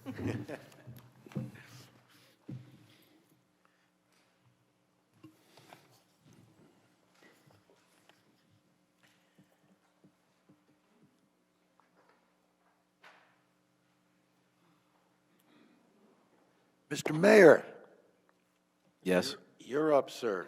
Page 15. Well, good evening again, everyone. Identify yourself for the record, please. I'm Vincent Cervoni. I'm the mayor. Hey. As you know, we're a lot of funnel of information for the town departments. We're also in charge of all the town departments. Our administrative aide acts as our ADA coordinator, fair housing officer, and Title VI coordinator of the town. And I'm going to blame Joan Stave for never saying no when Mayor Dickinson asked her to take on new tasks. The total of office staff, in addition to myself, are 4, the administrative aide, the executive secretary, a part-time secretary, and the communications specialist, which is also a part-time job. There's not really new increases request. The only capital item we are requesting is that our scanner copier thing is 10 years old and we can't get people to fix it anymore. So we would like to replace that, and the replacement is $4,700.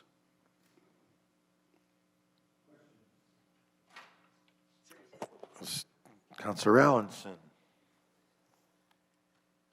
I think this is like kind of a hard topic probably for you to address, but also procedurally. I mean, when you look at the mayor's salary in the town. It's low by comparison to somebody running an equal town elsewhere. And I understand why that happened, but I don't necessarily enjoy the practice of it because much like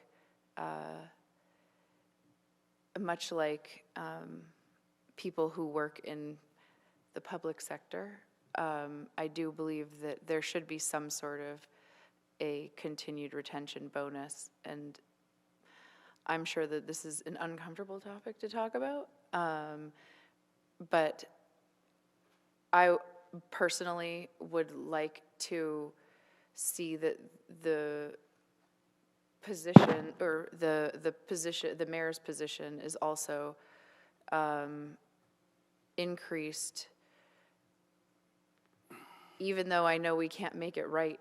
We can't put it to the salary of like a city planner or something like Meriden would have. I do think that if we took the average across the board of what all departments are getting and applied that to a mayoral increase yearly, I would personally be in favor of it because you, like the rest of us, also have changes in your cost of living. I guess I'll generally respond by saying thank you. As to whether or not I agree with you, I'll plead the fifth. But our interpretation of the charter says that if there's a change in compensation of an elected official, it has to occur in the election year. So next year then. Thank you for bringing it up. Can't do it this year. Okay, thank you. Councilor Laffin. Just being a curiosity, the machine you're buying, is that a lease or you're outright buying a $4,000 machine? Our practice is to purchase. Okay. Would that normally, would the IT be managing that now, or you kind of haven't gotten that far yet? Each office manages their own equipment like that?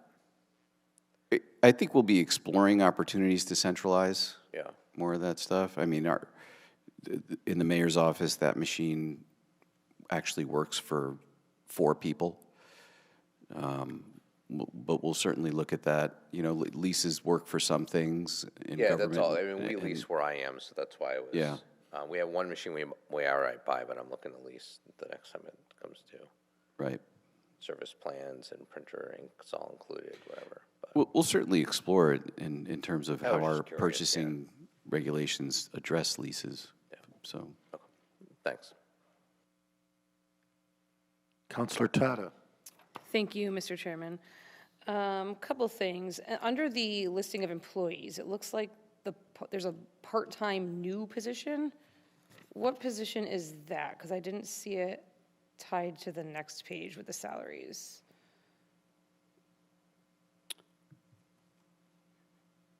I see the bottom, it says part-time 1, and then the hours varies. Is that position? That's the part-time secretary. But that's a new position, though? Shouldn't be. Because it's listed, current year, it doesn't show you have any part-time, and then your total number of employees goes from 4 to 5. And the part-time is the new one. Is that Hawkins? I'm on page 15. Hawkins serves without compensation. His treats are donated. No, that's the same number of staff that we currently have. I'm on page 15, right at the very top, under staffing. Here. Oh, I'm sorry. I'm looking on the next page. So if you look at seasonal and other, I'm sorry, that stays the same, but part-time, there's currently not anything listed. And then it shows one new one, and then the total number, total staffing goes from 4 to 5. It's probably just a clerical error. We'll fix it. It may be reflective of the year in which we introduced the communication specialist. But if you look on the next page, the five staff are the same that we currently have. 2, 3, 4.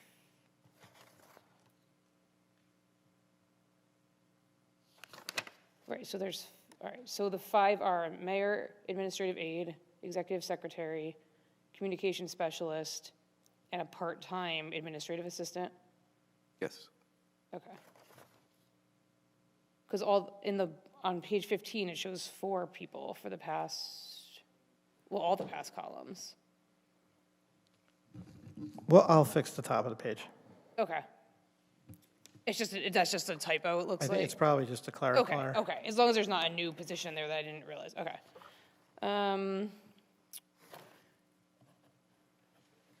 Just jot that down.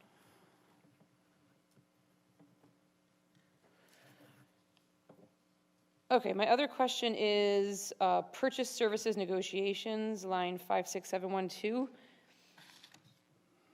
It looks like if you could just explain what that's for, because it looks like we didn't have it 2 years ago, but then we did have it this current year, and then you want the same amount.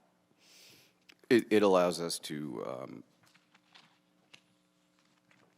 deal with collective bargaining, whether that's assigning some of those funds to the law department budget for legal support. We do have an outside contract attorney who handles our significant HR and collective bargaining issues. And has that typically fallen under the mayor's budget, or would that be better in the law department or in HR's budget? Or is the mayor's office the one who hires that person? Hired in conjunction with HR, law department, and the mayor's office. That's also, and I'm just reminded by the comptroller that we were anticipating some arbitrations. So that was intended to fund legal fees and arbitration fees. They can be costly. We use the American Arbitration Association. Okay. Okay, those are my only questions. Thank you, Mr. Chairman. Thank you, Mr. Mayor.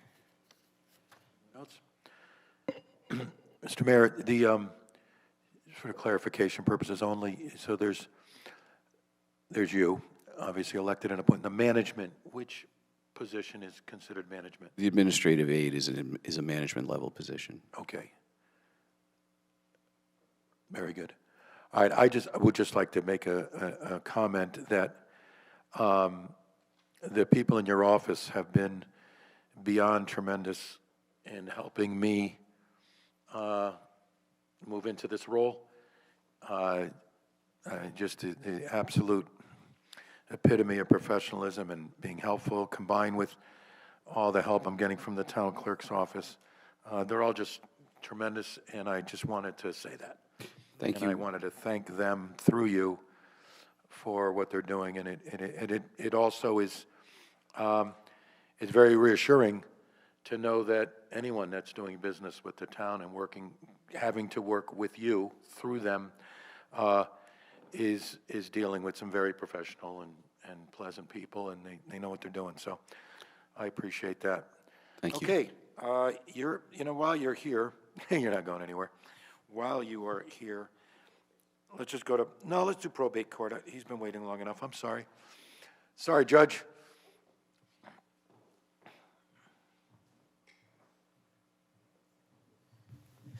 Good evening, Mr. Chairman. Patrick Burney, Wallingford Probate Judge. I have a short statement, and I also have a more comprehensive memorandum that I prepared for the members of the council tonight that, with your permission, I'd like to pass out after I do my presentation and answer questions. Well, thank you again very much, Mr. Chairman, to provide the council with information regarding the Wallingford Probate Court. I have not had the opportunity to appear in front of this town council since I've been a member of our judiciary, and it's an amazing opportunity. Interestingly enough, the board that I am sitting before tonight is the direct successor to the local government that 251 years ago, next week, petitioned the Connecticut General Assembly for its own local probate court. That petition was approved in May of 1776, so 250 years ago next month.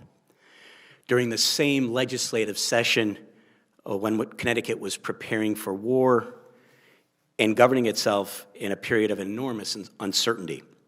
From the beginning, the purpose was clear. Matters touching families, property, children, and personal rights should be handled locally, accessibly, and close to home. The mission today has not changed. Today, the Wallingford Probate Court serves as the town's front-line civil court for some of the most important and sensitive legal matters that Wallingford residents face. We oversee the administration of estates after death. We exercise jurisdiction over both trusts created in a will or during a person's lifetime. We appoint and supervise guardians for minor children, conservators for elderly residents and adults with disabilities who need protection. We handle adoptions, name changes, and mandatory mental health public proceedings. This is continuous work, day in and day out. In fact, as the Wallingford Town Hall was closed on Friday, one of the largest geriatric psychiatric wards in the state of Connecticut, Masonic Care Behavioral Health Hospital, presided over its weekly mental health calendar, and I presided over that calendar. In terms of personnel, the court consists of 1 elected judge of probate and 4 full-time clerks. The wages and benefits of all of us are paid for by the state. Those clerks are cross-trained and perform functions that in other court systems would be divided amongst multiple departments. They are essential court staff serving Wallingford residents directly. Turning briefly to the budget structure, I would like to explain that in accordance with Connecticut General Statute 45A8, the town of Wallingford is statutorily responsible for providing the probate court's physical facilities and basic operating expenses. These include appropriate office and hearing space, furniture, computer and record systems, telecommunications and internet services, supplies, and insurance. This is not discretionary and not unique to Wallingford. It is how probate courts are funded throughout the state. While probate fees flow into the statewide probate administration fee, the town bears responsibilities for the court's physical operations as a matter of law. As a result, certain portions of the probate court budget are mandated rather than program-driven. With respect to capital expenditures, which make up the largest portion, I would say, to our operating expenses and what I was getting ribbed at by some of our colleagues today, the most significant investments that have occurred during my tenure have been security and modernization. In 2023, the Wallingford Police Department conducted a formal security assessment of the Wallingford Probate Court. That assessment was consistent with state probate policy, recognizing that probate courts routinely handle emotionally charged and high-stress proceedings. While no imminent threat was identified, the assessment documented vulnerabilities common to courts statewide, particularly relating to public access, separation of spaces, and emergency readiness. Since then, the bulk of our capital expenditures have gone towards addressing these identified risks, modernizing the layout of the space, improving separation between public and staff areas, and aligning the court with current best practices for courthouse security. These were preventative and responsible investments. Looking ahead, there are no anticipated program expansions, although I have had informal and productive discussions with the mayor about potential reconfiguration or expansion of the court space within the town hall to further enhance security, accessibility, and functionality. Those discussions were exploratory only, and any proposals would forward transparently in coordination with the town's broader policies, of course. In closing, the Wallingford Probate Court is one of the town's oldest continuous institutions. It was created on the eve of independence to ensure that justice in deeply personal matters remained local and accessible. The budget before you reflects statutory obligations to ensure careful stewardship and a commitment to safety and modernization. And I'm happy to answer any questions that the council may have. Councilor Rivard. Thank you for that history and highlighting what the probate court does. I had noted myself that you don't have opportunity to speak about the mission, and I think it's really, really important that people get to hear that. So, thank you. I have no specific budgetary questions. It's modest and statutory to the point you made. Councilor Carmody. Thank you, Mr. Chairman. Good evening, Judge Burney. Good to see you, and thank you for that history lesson. That was great. I noticed the only real change in this budget is a capital item, and you referenced it, but that is for security purposes. That's correct. Multiple probate courts across the state, including our children's probate courts, have already implemented these passkey entries, which facilitate quick exit. And anyone who is, none of you have appeared in my court, but I have a key in the lock. And if an emergency was to happen in the courtroom, I do have a panic button. Again, thank you for the town. I now have panic buttons. We have cameras, but I've got to turn a key and hope the door opens while someone may be chasing me. It's serious, and that's what it would be for, to facilitate secure ingress and egress. Thank you. Thank you, Mr. Chairman. Councilor Tata. Thank you, Mr. Chairman. Good evening, Your Honor. How are you? Thank you. That history was wonderful. I know you're kind of a low budget item because, like you said, the state pays for the salaries. So we kind of just pay for your office space. But I just wanted to comment that Councilor Carmody already asked about the keyless door entry that you're requesting. But I have had the opportunity to go into your office several times throughout your tenure so far, and I think that the advances you've made in the actual court, so people coming to the court, you've addressed security, I guess security maybe pitfalls or things that we are kind of opening ourselves up to. And like you said, sometimes these topics are sensitive for people coming to your court. But I think that the physical improvements are great. The court looks professional. Your staff is wonderful. And everybody in that office, yourself included, is just top-notch people, welcoming, accommodating, very intelligent, knows what they're talking about. And I just want to recognize that because we don't get to talk to you a lot. But what you're doing in that office is, we definitely see it, and I think you're doing a great job there. So for me, the keyless door entry, it's a no-brainer. So that's all I have. Thank you, Mr. Chairman. Thank you. Okay.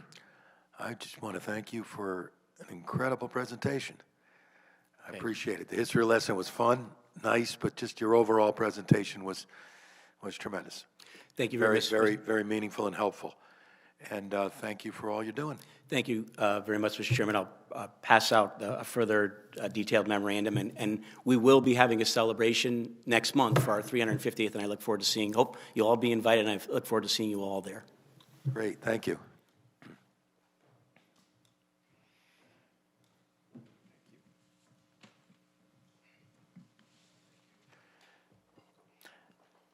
I can also say it's amazing and wonderful to see you in your current role, given our history.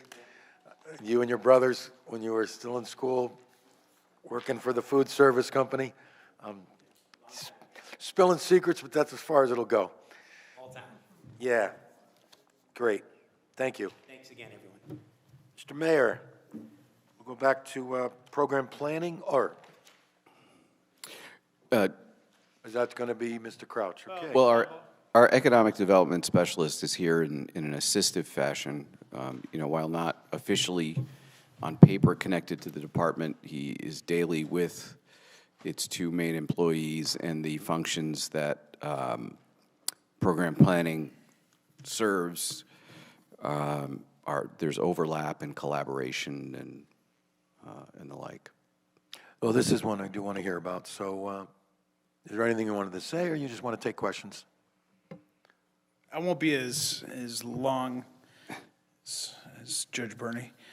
Program Planning Office, some of the main elements for their mission, grant development and administration, coordinating the legislative briefings with the state delegation, overseeing initiatives like sustainability efforts, internships, community programs, communications, managing and improving the town's website, community engagement programs like Adopt a Road, which is currently going on now, if you would like to adopt a road, and Neighborhood Assistance Act, and also staff support to the Economic Development Commission. Current staffing is Program Planning Secretary / EDC Secretary, Grants Coordinator, and a work study position. Councilor Laffin. In what year and how many British soldiers did your office fight? I think none. Okay, I'm all set, thanks. Anyone else? Except Don Rowe was here a long time, so I'm not sure. Oh, that's your point down there. Councilor Carmody. Thank you, Mr. Chairman. Just to clarify on staffing, there was a seasonal and other requested, but that was not granted in the mayor's budget, correct? Yeah, I think that was a work study position last year. Was that a paid position? It was a paid position, but I don't know if they filled it last year. I don't remember a work study person last year. And what is a work study position? Is that typically like a college internship? Okay. Summer hours. And so we didn't think that was useful? It's, if I may, it's at times a question of somebody's ability to supervise a program. If you take in a college intern, you have to have a program. You have the supervisor of the program takes on an additional task because there are reporting requirements and confirmations so that college credit is going to be awarded. So I think possibly the Registrar of Voters is going to take on an intern soon. So it really involves the willingness and ability of the department head to have the time to supervise the intern. It looks like you might have still kept the work study position on the second page. Might just be one of those missing numbers. You mean first page math? First page math, I think it might be off one, because if you look at the personnel detail, there's the secretary, grants coordinator, and a work study, and it looks like it was still in. Okay, thank you. I was just looking at the first page. First page math, I guess, is. I appreciate it. Thank you. Councilor Tata. Thank you. Well, that was my question too, but now I have more questions than answers, because on the first page it says it looks like we eliminated it. And then, Mr. Mayor, you just said we are eliminating it because it wasn't worth it, but now on the second page it is funded. So are we funding it or are we not funding it? I think the budget reflects that we are funding it. I mean, based on what you just said, should we be? It doesn't sound like it's useful based on what you just said, so. Oh, it's not a question of whether or not it's useful. We can put people to work in this building. The question is whether or not we are going to be able to supervise the internship. She's saying it's funded. And we did also have in our office, the past, I think, 3 summers, we've had someone from YSS, one of their high school interns, with us. So I think maybe that's why there hasn't been as much. That comes under their budget, I believe. That comes out of their budget, yeah, money-wise. But I think, like the mayor said, I think depending on what programs are running at that time and whether or not you could have supervision. Yes, I see. Okay. I mean, just for the benefit of the public or anyone listening, it's $7,000, so it's not like this is a, whether we decide to keep it or not, we're not talking, I mean, I'm I'm not saying I want to waste $7,000 if we don't think it's right to have, but, is there a solid plan of what that would be, or we want to kind of, or it's in there kind of as a, maybe we might be able to use this? Yeah, I think, I don't know if it was last summer, summer before, I think the mayor's first year, we did have someone who was helping the grants coordinator. And then, you know, it's always the timing too, because you have college students, they're done in May, by the time they start. So you really only have that June period of the fiscal year, so I think it's it's always a challenge a little bit, trying to see money, but I believe, you know, we could find somebody. There are programs that the grant coordinator has in the past found the benefit of an assistant. Okay, and that position would not encompass any benefits, correct? None. So that $7,000 is, All there is. that's it? Okay. We'll buy them coffee. That's all I have. Thank you, Mr. Chairman. So we can also correct, just for the record, correct the numbers that are showing on the first page? Yes. Thank you. Anything else? Okay, thank you very much, Mr. Crouch. Ready. And now our registrar of voters.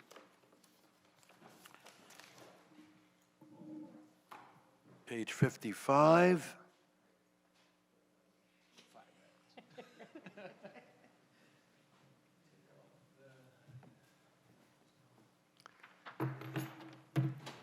Hi, good evening. Joan Ives Parisi, Registrar of Voters. Just for the record, the other registrar, Tom Wolfer, just came back today from a medical leave. He's only working part-time until the doctor feels he can work more hours, so that's why I'm here alone. I did give everyone a little paper of all the things that we are required to do. I can touch the bases. We're responsible for running all federal, state, municipal referendums and primaries. We're tasked with voter registration services, elections, which includes appointing all the workers and staff, overseeing to make sure everything is done by law and ADA compliant. Absentee voting, we share with the town clerk. They send out the absentees and they are responsible for taking them in. We are responsible for actually opening them and casting the absentee ballots. We are responsible for supervised ballots for elections only. We go to the convalescent homes, Masonic, and we send out trained people to assist those who need help casting their votes and bringing them back to the town clerk, because those are done on absentee ballots. We have the voting technology. We are going to be getting a brand new system. It was supposed to happen this spring. Because they're having difficulties with the new system, it's not happening until after the fall election, which we as registrars are very happy about, because we don't want to get it unless it's working the way it's supposed to. We do early voting and same-day registration. We're responsible for setting it up and making sure it runs smoothly and making sure on the day of election those votes are processed. And we maintain all our voter lists. We do a canvass every year, and we get those lists from the state. They're mostly people who haven't voted in 4 years. We have to send out a canvass, make sure they're still living here. And we get information from the post office on people who have moved, and we have to send those to them to make sure they actually have moved out of town or if they've moved within town. And then we have to do our post audits, and that's done randomly by the Secretary of State. They pull what districts and what towns will be audited after an election, and if there is a close vote within the town, we have to do a recount. We have to redo it and count everything again to make sure the numbers are correct, which we have done a few in the past, and whatever else the Secretary of the State wants us to do. So that's basically what we do, and we haven't added anybody. Tom and I both have a deputy, and the only thing that's increased as far as in our salary account, we had to increase some of our poll workers' pays because of the mandated increase. So that's it. If anybody has any questions, I'd be more than happy to answer. Councilor Carmody. Good evening. Good evening. Thank you for the overview, and your handout here really does explain all the hard work that you and your counterpart do. I think it's a thankless job that people often don't recognize how much time and effort goes into. It's considered a part-time job. It is. But it is not really. It is a full-time job, and it is a difficult job ensuring that our elections are run effectively and smoothly. So thank you for all that you do. Thank you. I think the budget seems pretty static on most line items. Some even went down. I was just curious about the maintenance of equipment line item, went up by $10,000. Right. We, the state bought us new voting machines, and the new company, which we have to use to maintain them, that is what the increase was. Their maintenance for this coming year was $12,000. I added $2,000 because they sometimes send us a little, well, we did this, and if they have to fix something, it's added on. So I wanted to just have a couple thousand to take care of those issues. We do have, the scanners are very moderate. I mean, there's a lot of pieces to these new machines that weren't in the old machines. So it's more like technical things they have to do if something happens with a machine. And the machines are almost $4,000 a piece. So we keep them under lock and key. And the computers actually come out of the big box, and those are kept separate and locked in another room safely. So, but that's the reason for the increase is the brand new machines and a brand new vendor that we have to use. Mm-hmm. Okay. Thank you, Mrs. Parisi. I appreciate it. Sure. Yes. Councilor Tata. Thank you, Mr. Chairman. Good evening. How are you? Good. Nice to see you. The early voting, so it's 7 days for the September primary, if there's a September primary, which probably will be, and then Yes. and 14 days for the November, and that's state mandated. Correct. So that just the early voting looks like it's cost us about $40,000 to staff. Yes. Does the state give us any money towards that or no? The first year they gave us a little over $10,000. Okay. This year, they actually gave us a little over $17,000,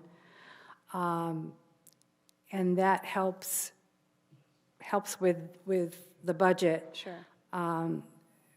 I'm waiting for the money to come from the state to the town, and then I have to ask the town to give it to me to pay for my workers. But and the Secretary of State, to her credit, fights very hard to get money to the towns, and it's done on a prorated basis. It's how many you have in the town, how many actually voted last time. They look at all those pieces to decide how much they're going to give the individual towns. Okay, so we might get some of it back, but, Yeah, this year we're going to get like $17,000 back. okay, all right. Thank you, I was just curious about that. Thank you, Mr. Chairman. Councilor Rivard? You mentioned on the poll workers a pay rate or Right, whatever. Is that a state standard at this No, point? the or- minimum wage went up, and it's actually, we set the rates for our workers, and what I've tried to do in the past is every 2 or 3 years, I increase it, and this last year we increased it only because there was new machines and a lot of things to learn. But this coming year, they were increased because the minimum wage went up. So I had to move everybody up like $10 or $15 a position. Thank you. And this isn't maybe directly related to the budget, but do you feel like you're getting enough poll workers these days, or do you feel like Wallingford, us to continue to promote this for people? It's a great way to serve your town. I'll tell you, the town of Wallingford is very fortunate. We have people calling us and volunteering. And we have someone, and it does happen, someone will call the day of or the day before and say, I've got COVID, or I'm sick, or, someone passed away, I have to go out of town. We have people on a list that we can call. We're so fortunate. People are so willing in this town to help with the voting. They feel honored that they can actually come and work. Yeah, that's great. I mean, I've always had a good experience with those workers, so it's good to hear. Thanks. Mm-hmm. Yeah, thank you. I just wanted to piggyback on what was being said about you and your staff. And nobody does it for the money. And your job has certainly become more labor intensive and time consuming and intense with the amount of time that you're given. So, and your compensation is not changed relative to that. But thank you for your service and everybody else that volunteers, not volunteers, but they basically volunteer. Yeah, exactly. Thank you. What they get paid is right. Right. Mm-hmm. Thank you. Thank you.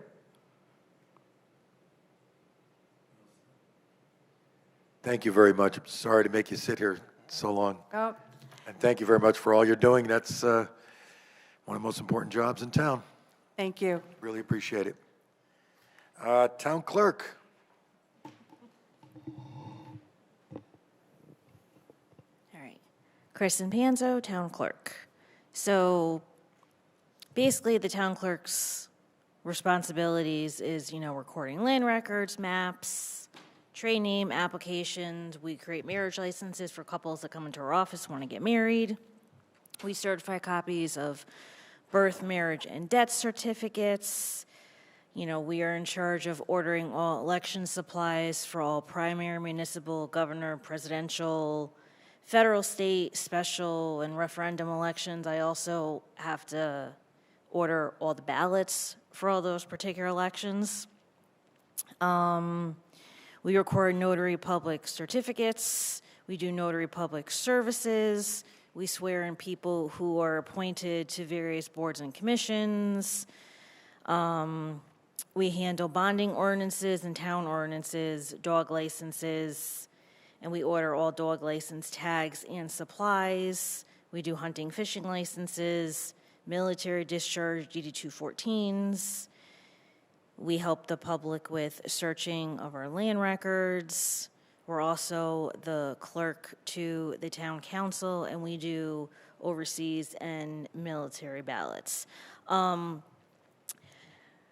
For my staffing in my office, I have 4 full-time employees, 1 seasonal employee that works the month of June, the month of October.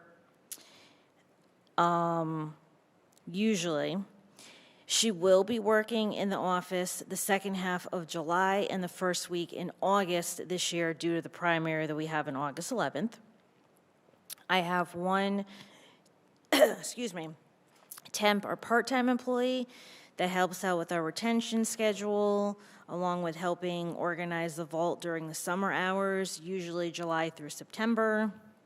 And we have an examiner of land records, and basically what she does is she double checks our indexing of land records for any mistakes, because we actually index our land records ourselves instead of using our recording company to index our land records. And the last thing for the salaries is overtime, which is generally used during election time. There's a few items that have gone up due to increases. One of them is election materials and supplies. It was why I would be asking for $26,500 due to the fact that we have a primary in August. We might have a second primary, we don't know, and we have a governor's election in November. So that is a lot of voting materials, a lot of absentee ballots. Due to the increase with early voting, same-day registration, absentee ballot voting, I had to increase the budget because of the increase in voters each year. So when I order the ballots, early voting, same-day registration, absentee ballots are all one ballot.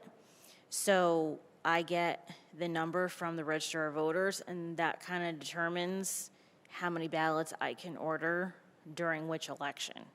And the past couple years, since early voting has been in place, the budget has increased due to the number of absentee ballots that I have to order. And then the other thing that changed is our recording company, COT, that we use. Their fees went up, their monthly maintenance fees went up from $1,170 to $2,565 per month, or $30,780 per year. And the microfilm creation services, which basically they just take our land records and they put them online. That service is $1,685 annually. So that number went up because their maintenance fees went up. That's basically it. Counselor Tata? Thank you. Hi again. No. The one that you were just talking about, the fee went up so much, is that something that we can go back out to bid for? Are we locked into that if the fee went up that much? For what?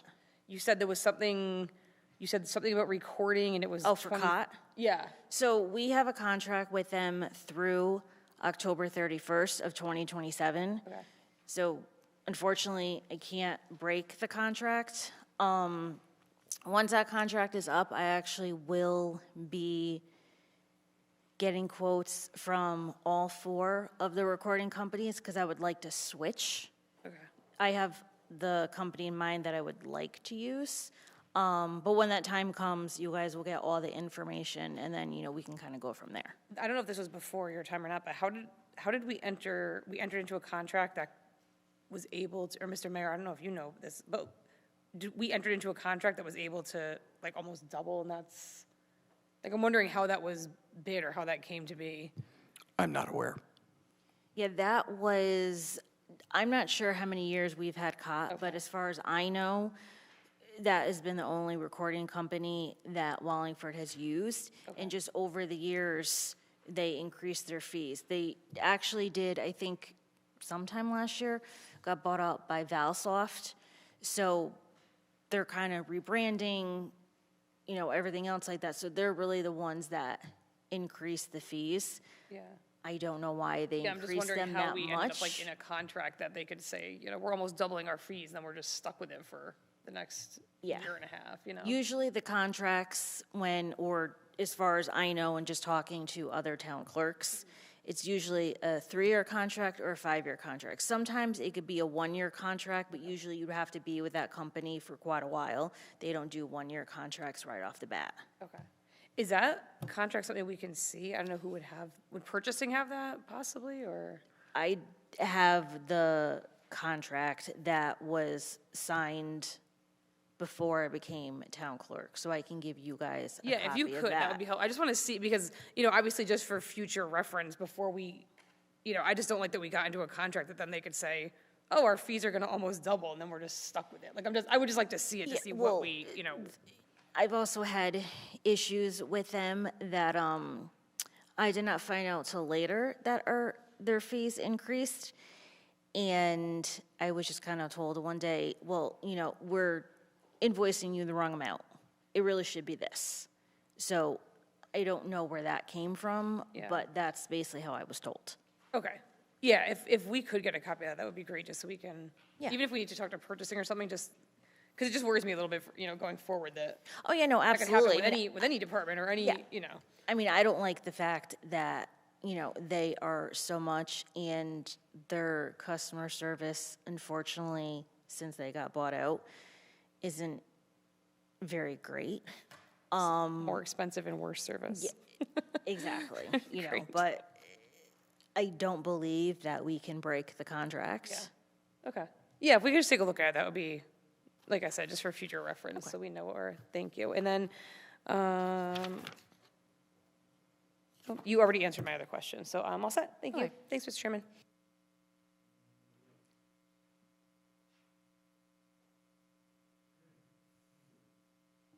Thank you very much.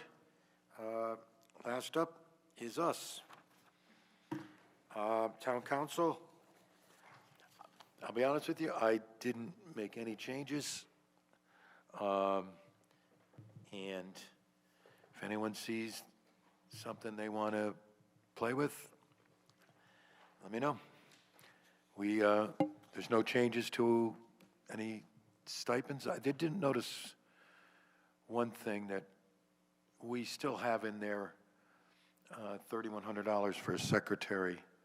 And I think that was I'm not sure why that was continuing to be carried. We were thinking about possibly going back to doing that, but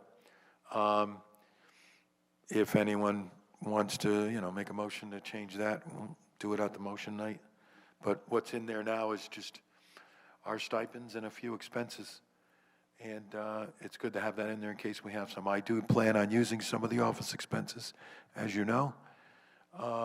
Not a tremendous amount, and there it is. Any questions? Yes. Thank you. My only question is on the secretary, or maybe it's more of a comment, but I know every budget year we kind of, well, at least in the past few years, we've brought this up, at least every year since I've been on here, about the secretary, because we used to have a secretary, then the clerk took over being our secretary. I believe what's in there now, the $3,100, wouldn't fund an actual secretary, but I think there had been talks about a recording secretary at one point. So just so everyone knows the background of that, or anybody who's newer, years ago, the council had its own, this is before my time too, so somebody else could speak to it better, but the council had its own secretary, and we had our own office, and then, but I believe this $3,100 was for only a recording secretary. So if anybody has any interest in that or wanted to know more about that, that's kind of the genesis of, it makes more where sense. that was from. Yes. Yeah. That's all. Thank you, Mr. Chairman. Okay. Well, if there are no more questions on that, are there any comments from the public? We are at that portion of the workshop. We are open to any comments anyone would like to make. Okay, seeing none, I believe we're finished for the evening. We'll see you all on Wednesday. Thank you very much. This meeting is adjourned.